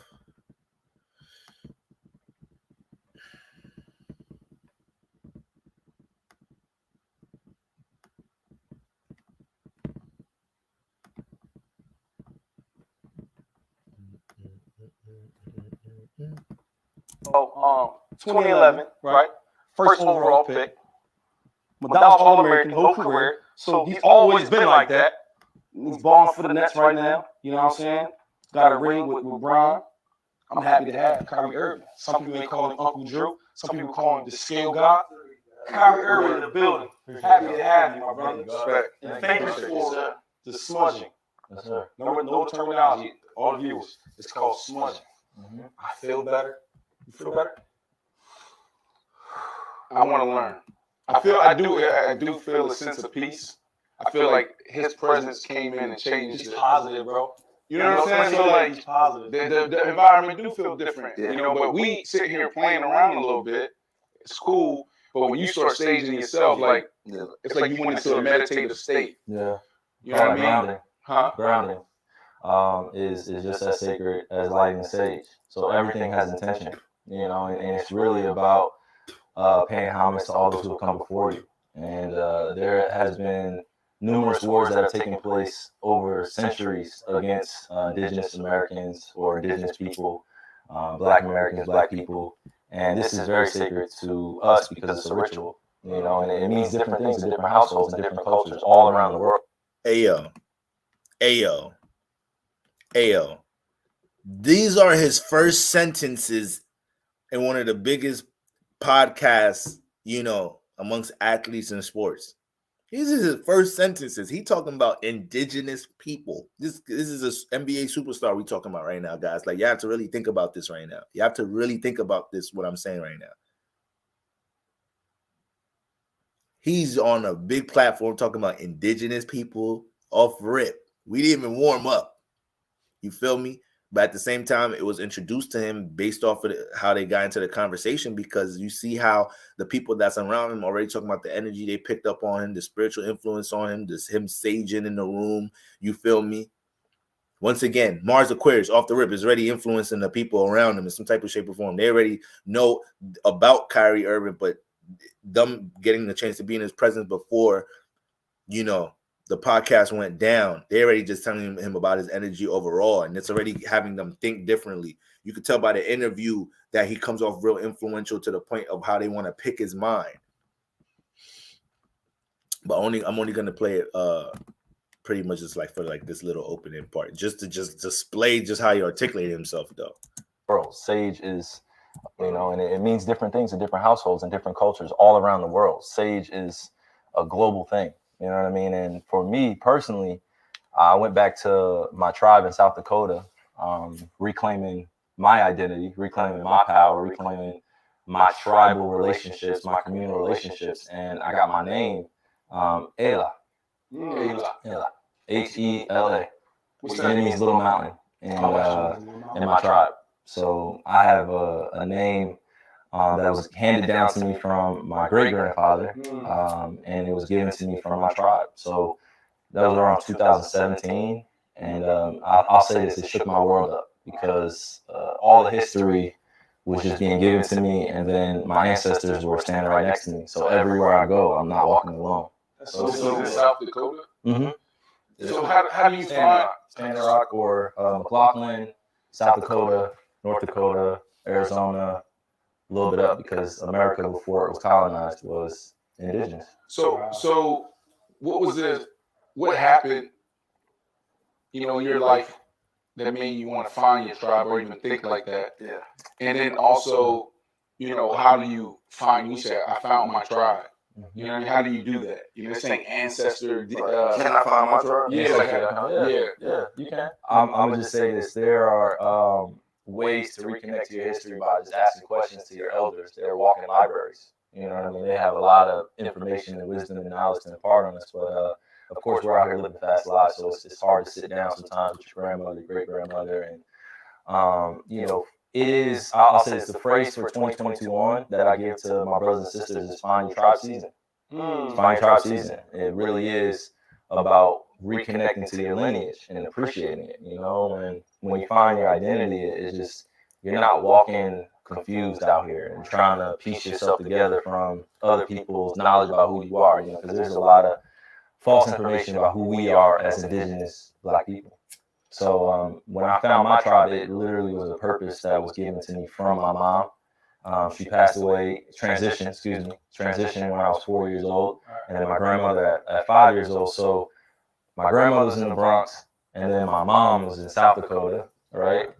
And my mom was adopted out of the tribe. This was during the 60s, and this was happening pretty often that, you know, there was a war against Indigenous Americans, and they were placing them in different schools and different homes. So my mom was part of that time. And then, yeah, it was heavy on me. It was heavy on me. I just felt like I was lost in the world, without my mom and my grandmother. So I needed some direction. So went back, got my naming done, went back to the Bronx, Mission Projects, where my dad grew up, my four aunts, my uncle. And, we just started really making changes, making impact. 2017, you were playing where? I was still in Cleveland. So you were in? All right. So,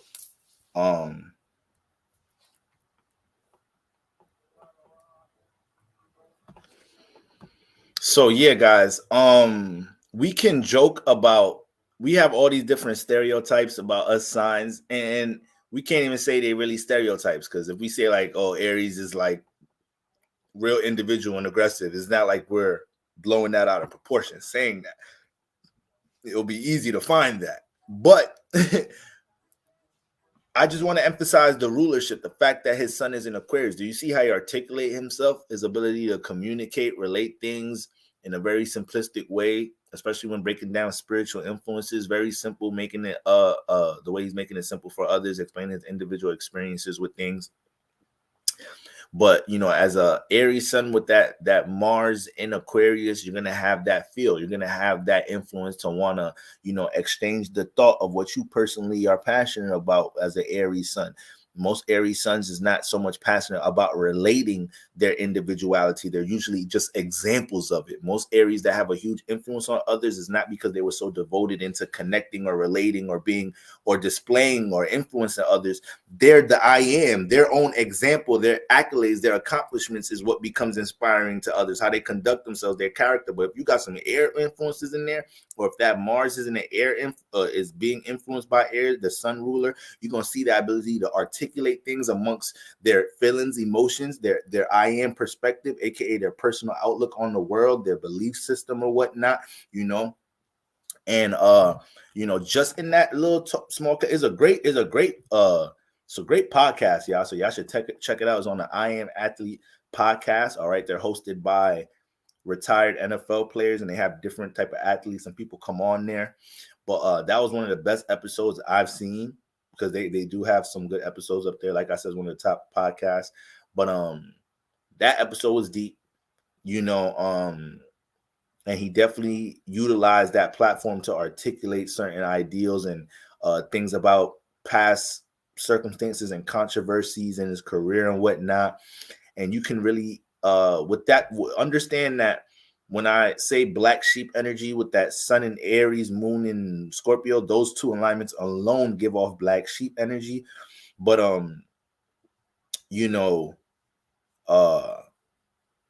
at the end of the day, it still can be a huge example of being able to have your own thoughts, being able to have your own thought, being able to have your own action, being able to have your own perspective. Okay. It's just that in the world we live in, you'll go through some transformations having that, and when you wear it proudly, the way a sun in Aries, moon in Scorpio will, you'll experience that, and that starts to shift how you interact with others, how you perceive life, how you deal with different things, But Sierra said I just got my 23 and my results back to the how I'm Nigerian, but low-key, high-key is good to know what you're made of. Now, facts. So you got some of that in your blood. We might be related, shit. I know we spiritually related here. We might be related. But so yeah, I really just wanted to dive into his energies for that perspective, because this has been his life. This has been his career. You feel me? Off rip. Once again, in an interview, you could just see him embracing the platform in order to relate things that spiritually influence things that are behind the scenes. He's talking about indigenous people, There's probably some people that looked at the interview like, well, America, indigenous people, what are you talking about? What are you talking about? It was Christopher Columbus on all these niggas, and then they start doing their research and shit, start realizing shit like, oh shit, them same Native Americans, oh, those black people and shit. So you never know what type of ideas that you spark in the mind when you just embrace that, them type of alignments that he may have with his Mars and Aquarius energy, and you utilizing, you projecting your individuality into the collective and shaking up the ideas and thoughts and beliefs of others in order for them to start detaching from the external realm got going on and to cultivate their own shit. So that's like how Aquarius energy works. Aquarius energy is able to consume what the collective got going on, but not be consumed by it and cultivate their own perspective of how, how to do things in some type of shape or form. If you know an Aquarius, then you already know.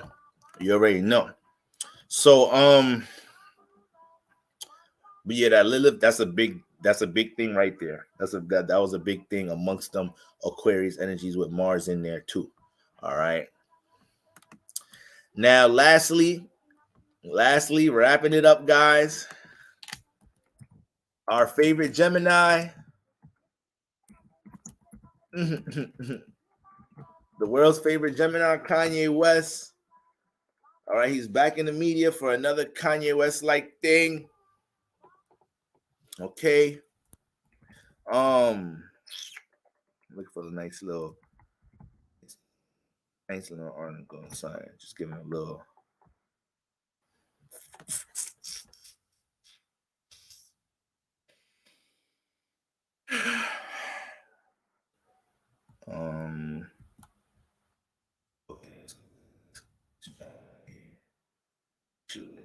Showing right here. All right.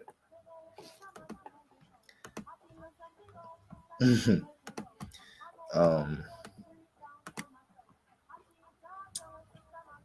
wrong time. I don't know about y'all. Kanye definitely my favorite Gemini. I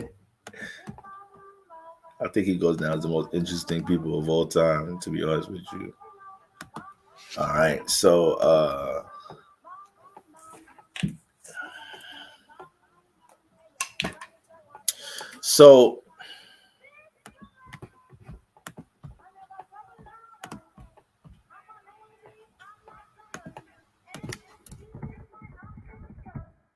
Kanye West is infamous for being a contrarian, and the rapper again sparked outrage on Monday from wearing a shirt emblazoned with the slogan "White Lives Matter." The music mogul and fashion designer who has legally changed his name to Ye. I did not know that. I did not know he did that. That's going to be interesting to look at too. Donned the black shirt at his Yeezy fashion show in Paris. The phrase appeared on the back of the shirt in all caps and white font. Images of Pope John Paul II adorned the front. Ye's subversion of Black Lives Matters messaging has angered many who've advocated for social justice. For years, Black Lives Matter supporters have protested against system racism and police brutality, but white supremacists have distorted the group's fame. Slogan espoused their own racist ideology. All right. Do we get an image over here? Now, critique arguing that what shirt may work to advance the White Lives Matter cause. Gospel artist and songwriter 10 Winner who also African social causes issue the skating in the king. One who knows me, I have nothing to here. He keeps giving no reason. And Twitter was going crazy too. Twitter been going crazy about this. All right. Now, strange Kanye West who wears a White Lives Matter shirt at a show essentially begging for white industry approval in the fashion industry. All right. Now, all right, guys.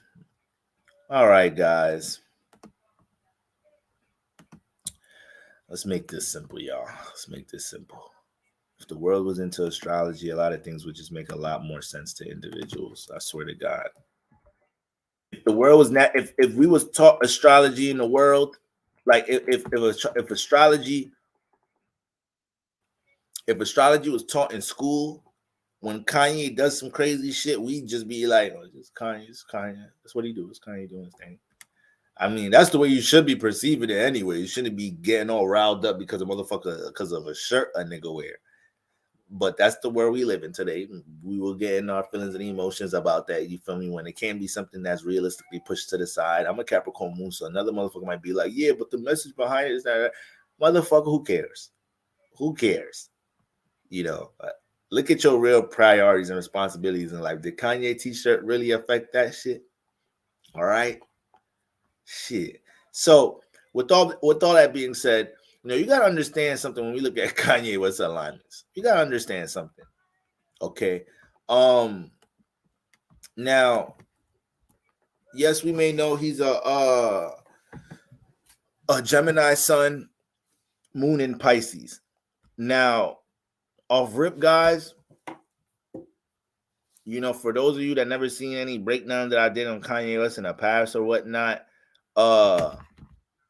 Gemini sun, obviously we know, very intellectual sign, very smart sign, full of ideas, thrives interacting with others in communicative environments or whatnot, can steal the show based off their communication, their wit, their ability to relate with others. But then he's a Pisces moon. This creates a square. All right, guys, we know when there's a sun and moon square, this person is going to have internal conflict with themselves. They're going to have internal conflict between their emotions and their identity. They're going to have internal conflict between how they take action on their true emotions, how they express their true emotions.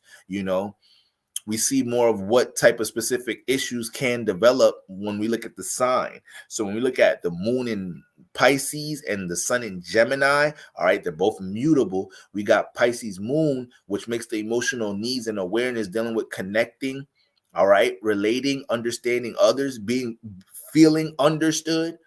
So what I meant to say about Kyrie Irving that I have forgot to say is, not only does he have all those individual alignments or whatnot, not only is he a Scorpio sun, Aries moon,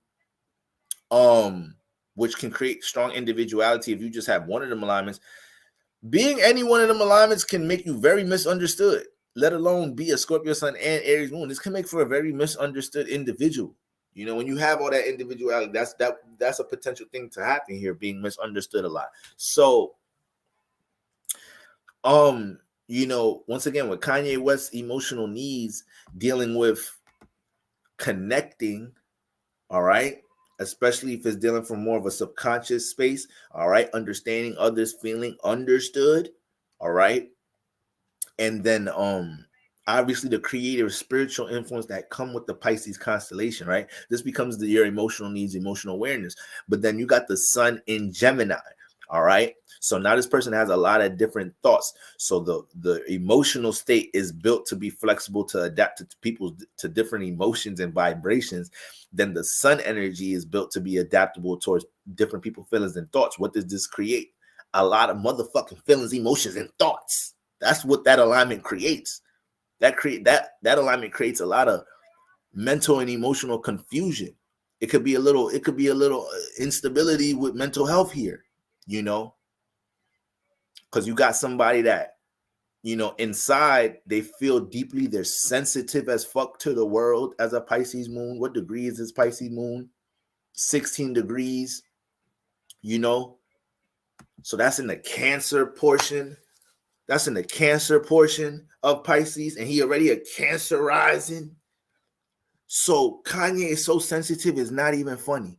Kanye is so sensitive and emotional is not, we don't have to say how emotional is. You could see it is too many rants and shit and too many displays of erratic emotion or unstable emotion, I'd say, or a combination of what we're saying, mental, emotional confusion. But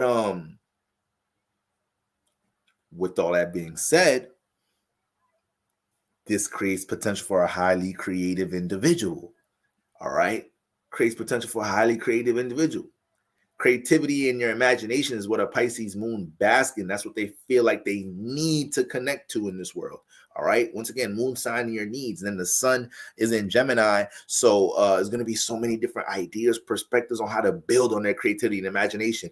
That brings a lot of stress and confusion on somebody with these alignments.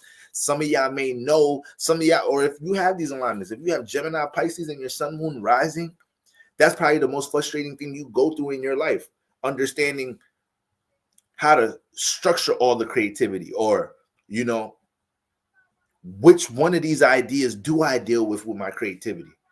I know I can make clothes, but do I sell hats first? Do I brand the shoes first? Do I brand the jeans first?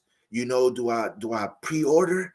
Do I like pop-up shop? It can get overwhelming with that alignment.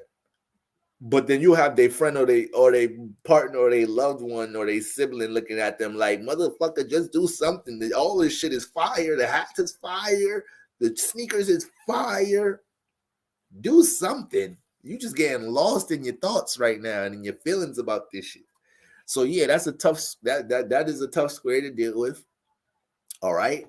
Got the mixture of Jupiter and Mercury you got the mixture of Jupiter and Mercury energy influence between the sun and the moon. Mercury and Jupiter energy don't align for real. You know, they're pretty much opposite in a sense, even though they have similarities. All right. They both love to learn, but Mercury more so in the technical way, Jupiter more so in the expansive philosophical way.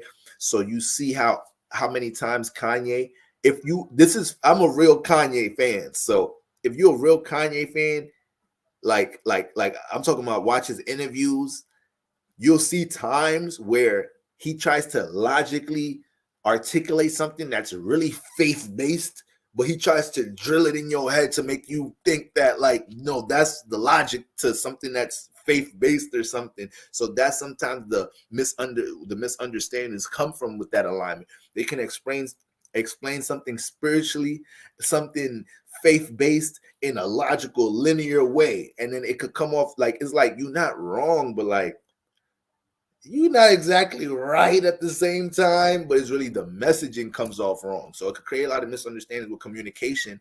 And this is why a lot of you Pisces sons, but especially moons, can attest to this.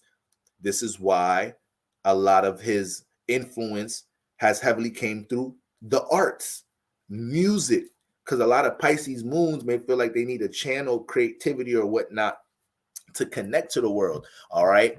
A lot of the time they will channel creativity, poetry, art, different forms of literature, music. A Pisces moon, sun or something will send you a song or something, like as you have a turbulent ass week with your Pisces sun moon partner or something, right?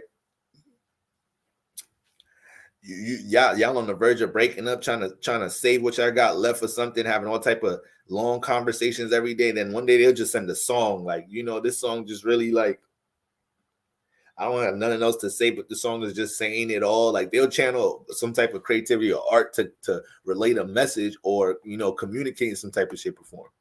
All right. And then so that's just basic sun moon alignments, why Kanye be, you know, does Kanye things. That's what it is. That's what it is. And Pisces moon live off inspiration. Pisces moon thrive off, like, for a Pisces moon to inspire somebody else, influence somebody else, help somebody else, support somebody else, motivate somebody else. All of that is a little spiritual orgasm for a Pisces. Pisces love to be in that. Pisces moons, not saying Pisces suns neither, but Pisces moons brings a lot of fulfillment for a Pisces to be able to do that. So his sun is gonna, you know, thrive in trying to express these things. But sometimes, you know, Gemini sun get caught up with too many words, too many different ideas, perspectives on how to express something. And what is his sun conjunct Jupiter? Sun conjunct Jupiter. What do we know? What do we know Jupiter to do? Expand, exaggerate. So when it comes to how he expresses himself, when it comes to his self-identity, any planet conjunct the sun is going to be something attached to your self-identity. It's going to be attached to how people perceive you, to your appearance. It's going to be an energy you express a lot in some type of shape or form. It's going to be influenced on your expression. I'm a sun conjunct Jupiter. You feel me? Literally like Kanye, 3 degrees away. All right. So, but by default, you know, you're gonna have somebody dealing with some philosophical viewpoints or expressing something with spirituality, having more philosophical based influences on the way that they look at things. Okay, but then again, can be dramatic with their expression, overly exaggerative with their expression at times. Even I know I do it a whole bunch, whether I'm dragging a sign, I'm explaining the placement, I could bring up the most exaggerated scenario for a situation or whatnot. But the Sun conjunct Jupiter is definitely going to add that spiritual, philosophical influence to somebody's expression or actions, but also could make for somebody that has reckless actions. All right, can have real reckless actions at times. Okay, and they could be a bit unstable with their actions at times with Jupiter by the Sun. All right, and remember, the Sun can burn up what it's next to. The Sun can burn it up a little bit. All right, as much as it highlights it, it could burn it up. So at times with the Sun conjunct Jupiter, you'll be able to shine a lot of light on philosophical ideals and spirituality. You'll be able to be a vessel to do that. But at the same times, you can come off. You can give off an energy where maybe your form of expression, it gives off. I don't want to use the word heavy, but it gives off a spark to other people's beliefs in some type of shape or form. And at times you may overdo it with how you look at things from a philosophical perspective, with Jupiter conjunct the Sun, pretty much a overly superstitious motherfucker, Jupiter conjunct the Sun or Moon. You could be kind of a little bit superstitious. So, them influences, those just natural influences right there. Venus and Mars in the 10th house, all right? A bunch of love and passion, love and hate, support and hate, big extreme shifts within the career public image. So it's no medium with Kanye West. It's Venus energy. You either motherfucking love Kanye West, you a big fan of him, big fan of his music, you a big supporter of him, you think he has the best spiritual, inspirational quotes and outlooks, and he's such a creative and a genius. Or it's Mars energy. You kind of a little opposing. You think some of his shit don't be making sense. You probably got a little disinterested in him, or probably a little annoyed. You probably get annoyed when you see Kanye West tabs come up a little bit in the public image, so you kind of give off. It ain't no medium with Kanye West with his public image. It ain't no medium there. You feel me? Them bitches is conjunct too, and he got an Aries midheaven. Where's the ruler? In the fucking 10th house. So this is why Kanye West. Damn, I didn't know he had the 10th house ruler in the 10th house. I didn't realize that.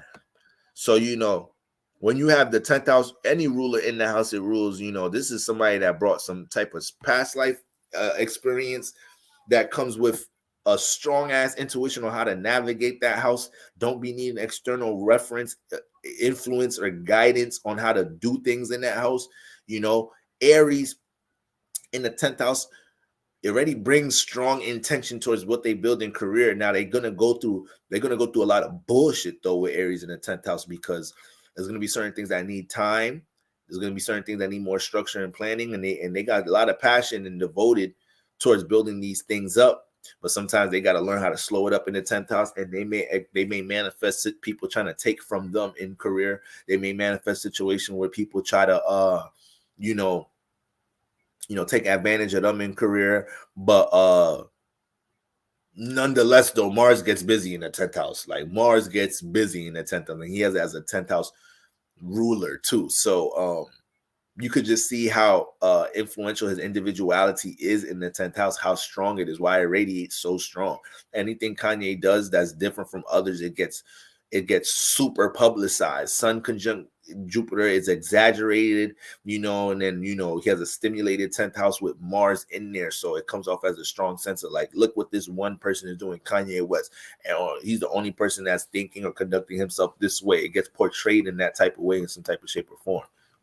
But ain't nothing stopping his personal passions in the 10th house. I'll tell you that now. He's nowhere near done creating. I tell you that now. Mars in the 10th house don't stop. It's just levels towards what they building in the 10th house. Mars never really slow down there. All right. So you got people that do a lot of big business, big intentions with branding, devoted towards career circumstances or whatnot. And they willing to see it out. They're willing to go through the transformations because they know that they're doing things in their own way in that house. Sometimes it could be negative. It could be real stubborn. Mars in the 10th house. It could be real stubborn, and it could miss some pointers on how to do things because it was real tunnel vision and focus and concentrate and seeing things his own way, but it was hard to see the help or guidance in some type of shape or form. So if you got Mars and 10,000, got that type of alignment, you got to understand there's a lot of power there. You want to make sure you channel it in a gradual, patient manner. All right. Now, so I didn't even want to really dive too deep into Kanye's personal alignments. I really want to look at how the transits, because this is going on now. I just want to make an example of how transits are affecting him now. For one,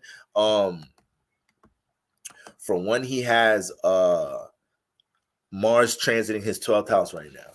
He has Mars transiting his 12th house. Now, the 12th house is a very significant house for Kanye because his son is in that house. Whatever house your son is in, we could look at that placement directly as an area of, spiritual growth in this lifetime, aka you could quote it as a house that deals with a lot of purpose in this lifetime. All right. That's going to be a house you're going to be very active in. You're going to be naturally pushed into situations, express yourself in this area, to be seen in this area, to be action oriented in this area. This is going to be the awareness and the consciousness to develop in this lifetime. All right. You could also say the house that you have the sun in was a house that you may have not really been paying attention to in the previous lives. So with Kanye having the sun in the 12th house, him basking in his creativity and imagination, the 12th house rules the collective. So connecting his creativity, ideal, sun in Gemini, his thoughts, finding ways to relate that to the collective, finding ways to deal with partnerships and relationships amongst creativity and his imagination. He's, whether it's music, Yeezy brand, he's doing that. We don't have to even condense that to that, but in his personal life, he may be doing this a lot, having to be the person that brings emotional stability to others. You may not, he's a sun in the 12th house individual, so you may not see that part of his life. You don't see how he may be emotional stability for loved ones and people connected to him, but he bring your ass emotional stability through his music for a lot of people. He done did that through the collective for a lot of people. You feel me? His first album is one of the most influential hip hop albums of all times, and it's called College Dropout. So I just think about how many college dropouts listening, dealing with being in their fucking 20s or something, or about to go into their Saturn return, actually a college dropout, you feel me? And how that might have changed their life and how they probably are somebody today. So overall, the sun in the 12th house is no getting away from it. You're going to be put in situations where you have to find ways to either tend to the emotions of others, probably have to connect a message or relate to the collective or group environment in some type of shape or form. It may be through a creative aspect, a spiritual aspect, both, but it could come with that influence. So that's already a significant house for him by default. And Mars is transiting there. Mars brings intensity where it's at, Excuse me, guys. Wait, is Mars transiting his 12th house? Let me make sure. It's a little cuspy over there for him.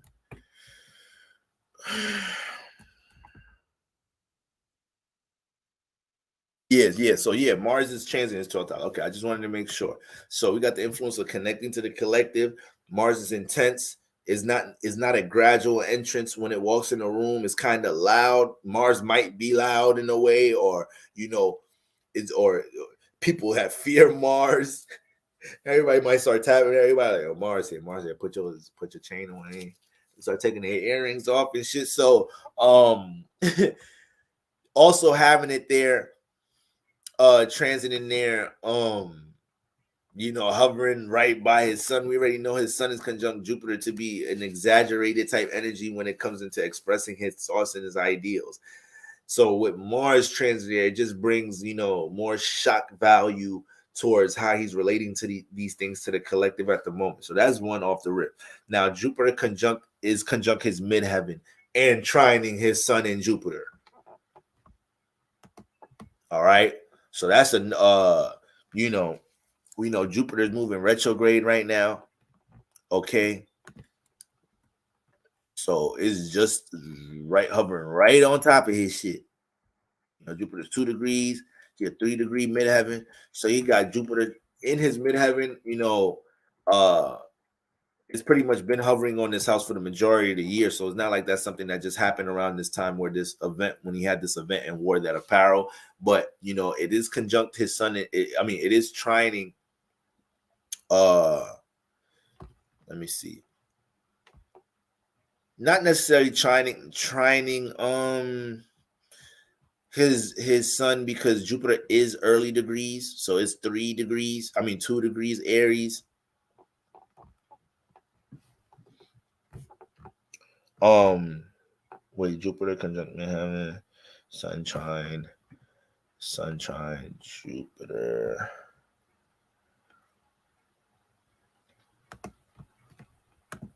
So let me see something real quick.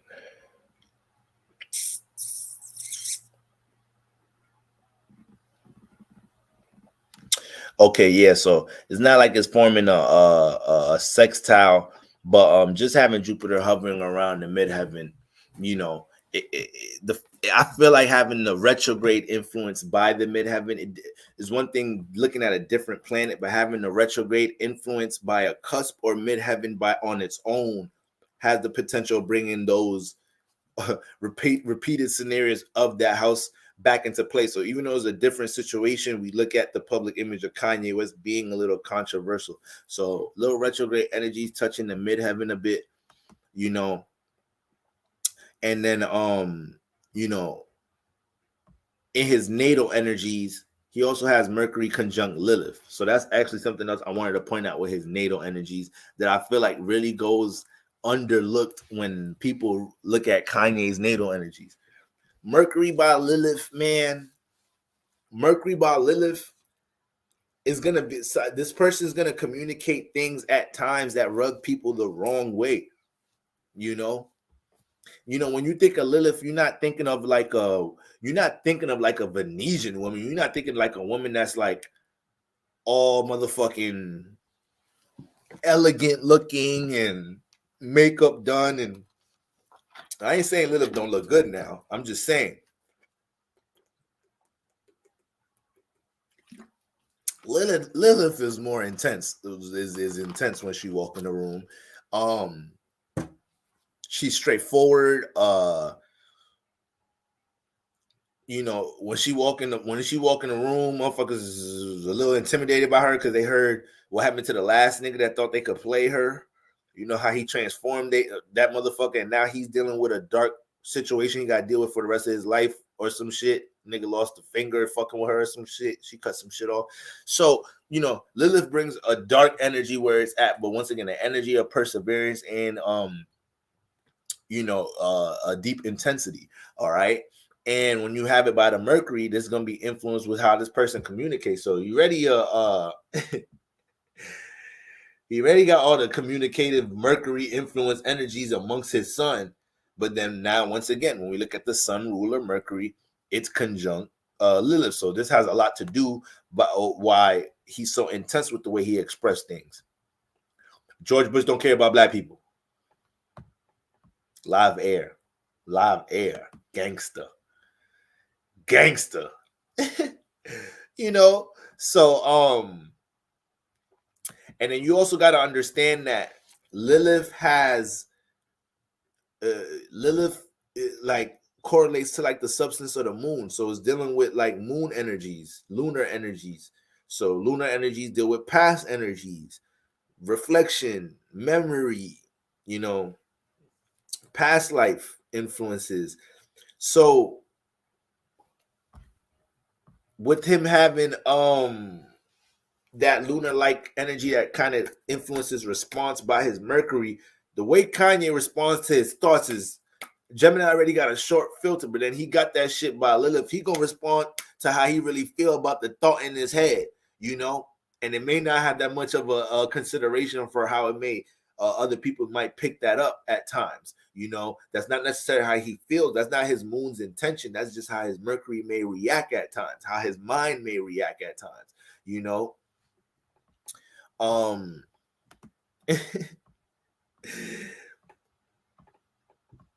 Sometimes your mind could be a little too deep with Mercury by Lilith. Sometimes you think on things a little too deeply, deeper than you should be thinking about that. It's like that situation was not that deep to look at.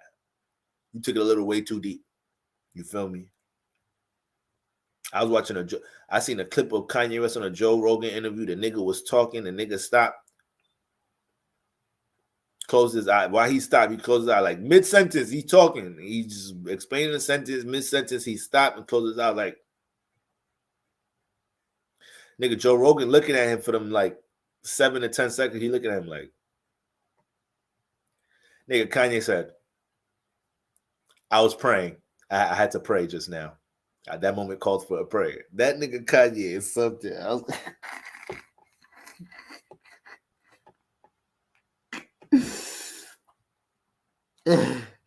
Yeah, I know Gemini's. Yo, Gemini's, I know y'all my cousins. I know y'all my air cousins, but y'all a different breed.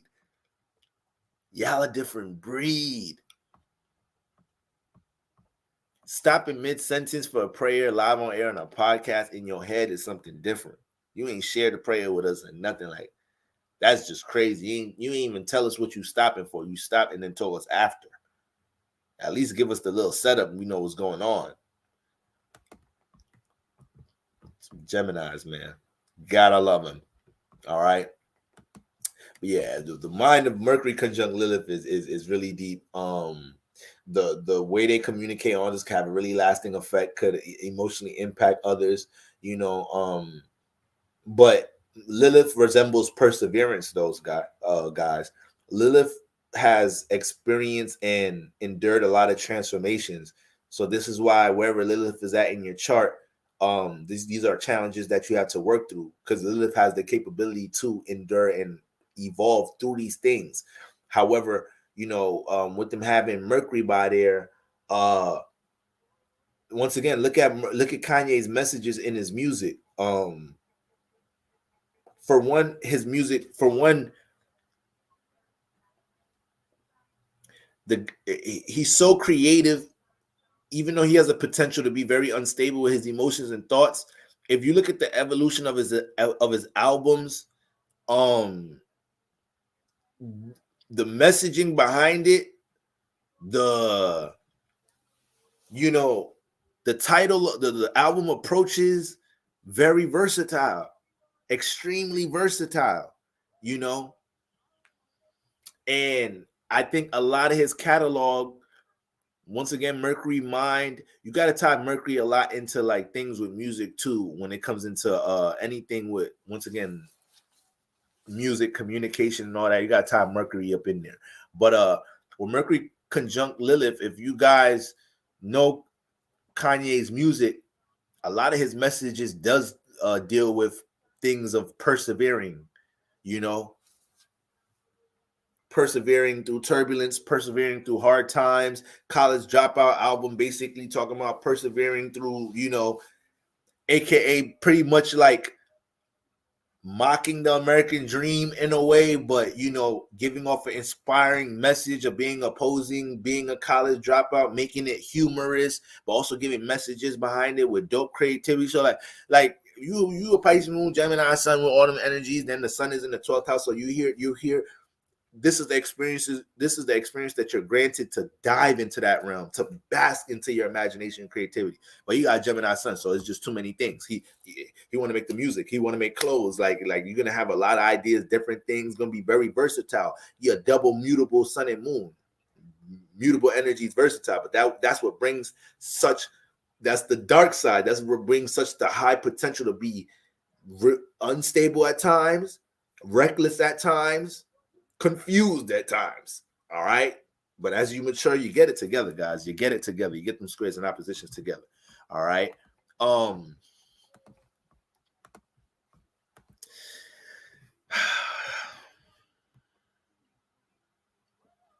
I'm bugging. I was reading because I got notes here. Yeah, I was kind of rushing. I see I kept changing the time when I was reading Sun Jupiter. I'm like, why did I write that down? Why did I write down? I'm looking at my notes. I'm like, why did I write down Jupiter?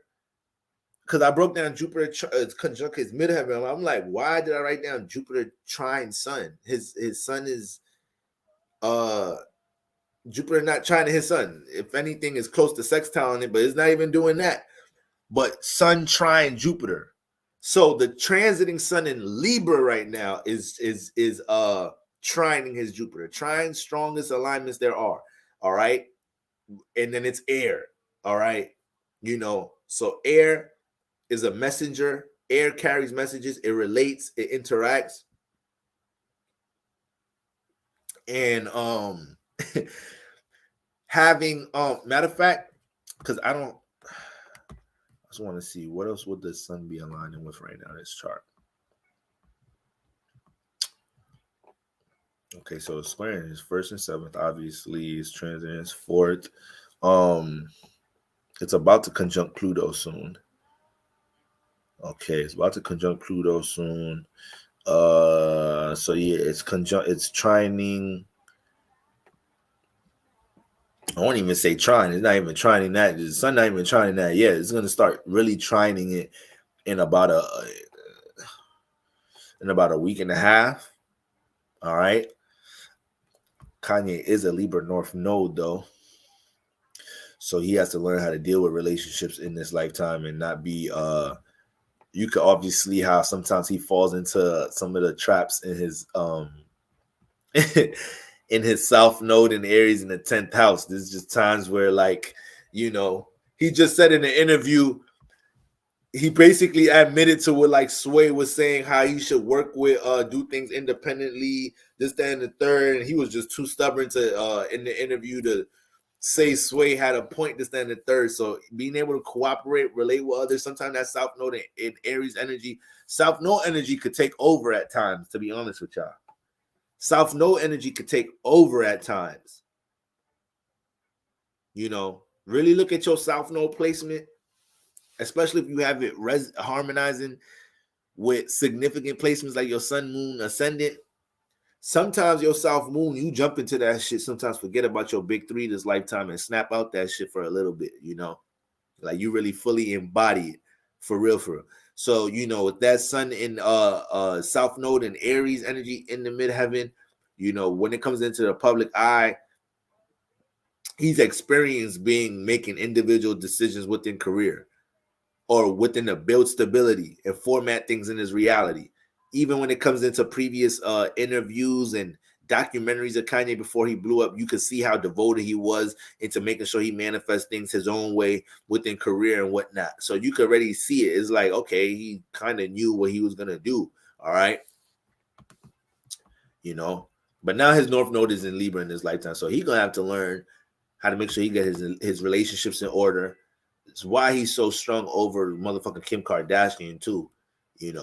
She most likely probably touching up on North Node energies. But like I said in Synastry, she got the sun, she got her sun falling into her fourth house. So in many different ways, she's brought him emotional stability, or his actions has brought him emotional stability, and he may have became extremely attached to that. All right. But damn, I forgot what the fuck Kim Kardashian moon is. Sagittarius? I think she's a Sag moon, if I'm not mistaken. I think she's a Sag moon. But regardless if Kanye West is wearing a White Lives Matter shirt, he says President Bush don't care about black people. It's not necessarily about trolling. Even when Kanye trolls, he's not intentionally trolling. This guy is literally relating his thoughts to the communicative in a rapid manner. Once again, mutable energy moves around. Mutable energy moves around a lot. So, Mercury by Lilith can indicate issues with mental health a little bit. But Kanye is simply, he's not like he's super fucking crazy or nothing. He's just literally the square can get the best of your ass. That square can get the best of you. All right. Then he got the sun. Yeah, this is and alone the sun in the 12th house, the spiritual influences is strong though. He's a moon in the 9th house person. We're dealing with the church. being brought up in the church, his mother, feminine energy there, moon in ninth house. So his whole shit was a spiritual upbringing, spiritual roots. That's his emotional awareness, spirituality overall, you know. But remember, once again, wherever your moon at is, that's not a want, it's a need. So in the ninth house, he put out the Christian album a few ago. His tie to the church, his tie to his spirituality. That's a need. That ain't no type of Kanye not playing about none of that. He ain't playing about his beliefs and faiths. And on top of being a Pisces moon, on top of it being in Pisces, another Jupiter influence sign. It's a square there, but it's still a Jupiter influence sign. He ain't playing about none of that. It's sometimes hard having Venus and Sag with Gemini midheaven. My mouth can move quick sometimes. Yeah.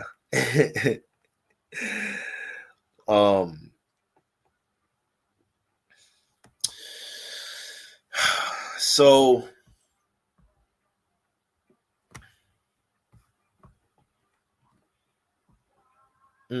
Mercury just went direct too. So like I said, Mercury goes direct and it brings a certain intensity. I don't want to say intensity, but a planet goes direct, it's like it's popping back out in the streets. So that's his sun ruler. So we ain't really been hearing that much from Kanye lately, but he know how a way to connect the message to the collective. That's what he does. All right.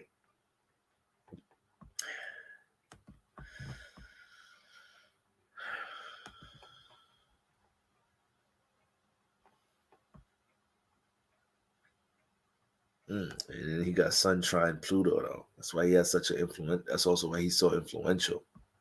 It's a very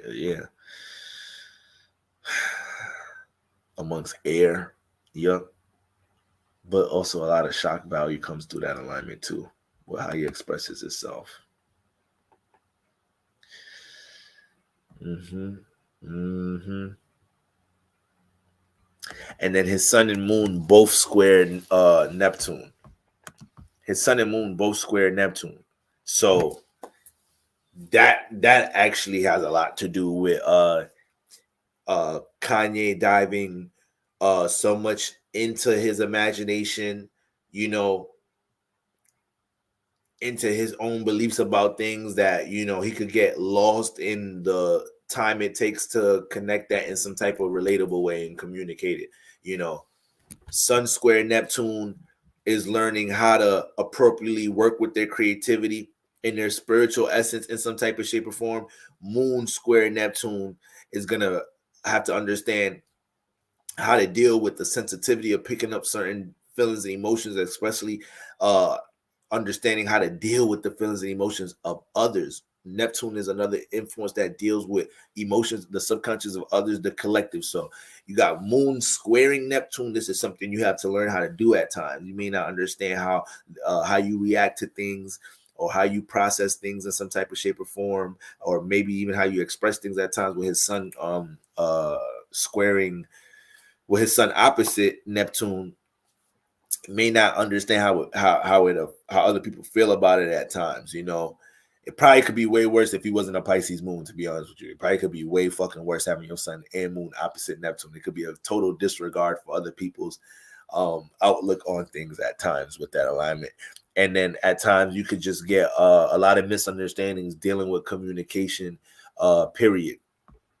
Or when you're trying to express your beliefs about something, that you can create misunderstandings.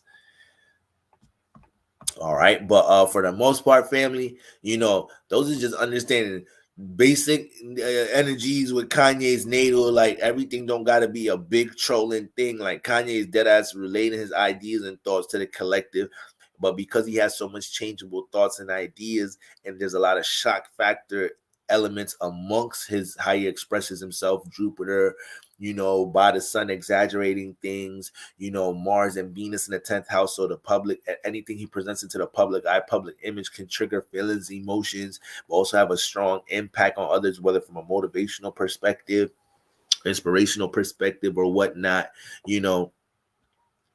and air season, his ruler just went direct. His sun ruler just went direct. Jupiter's hovering around the midheaven. So and his sun is in 11th house. So once he gained a platform, being able to leave an influence and leave a message on the collective, that starts to be something he gets an easier grasp on. But because he could be mentally and emotionally confused a lot, sometimes he may deliver messages in an unstable way. And that's what he got to continue to learn how to do with his North Node in Libra. North Node in Libra has to tighten up with how they relate messages from a perspective of understanding how people understanding or just considering how it's being received. It's not about trying to be perfect and please everybody. You never could do that, but considering how it's going to be received, and that could be hard to do. That could be hard to do a lot of the time. All right, family. So I hope you guys continue to have a great week. Like I said, the moon is moving into Aquarius tomorrow. It's going to be harmonizing with Jupiter and Venus. So we can have a lovely flow to the day, new downloads, and realization when it comes to relationships of all sorts. Once again, more of a harmonious, cooperative flow within relationships, especially in the business department or whatnot. Being able to, we start making shifts, really becoming more emotionally self-invested in the potential of ideas, wanting to get more hands-on support and nurture these things as well, too. Remember, Jupiter blows things up, too. So the potential of what we could create around this time when we have the moon, just harmonizing Jupiter, is easy for us to lean on the positive potential of what we could create, especially amongst relationship circumstances. All right, guys. So that was another one in the books, family. All right. Once again, shout out to all my Libras in the building. Okay. And until next time, family, peace.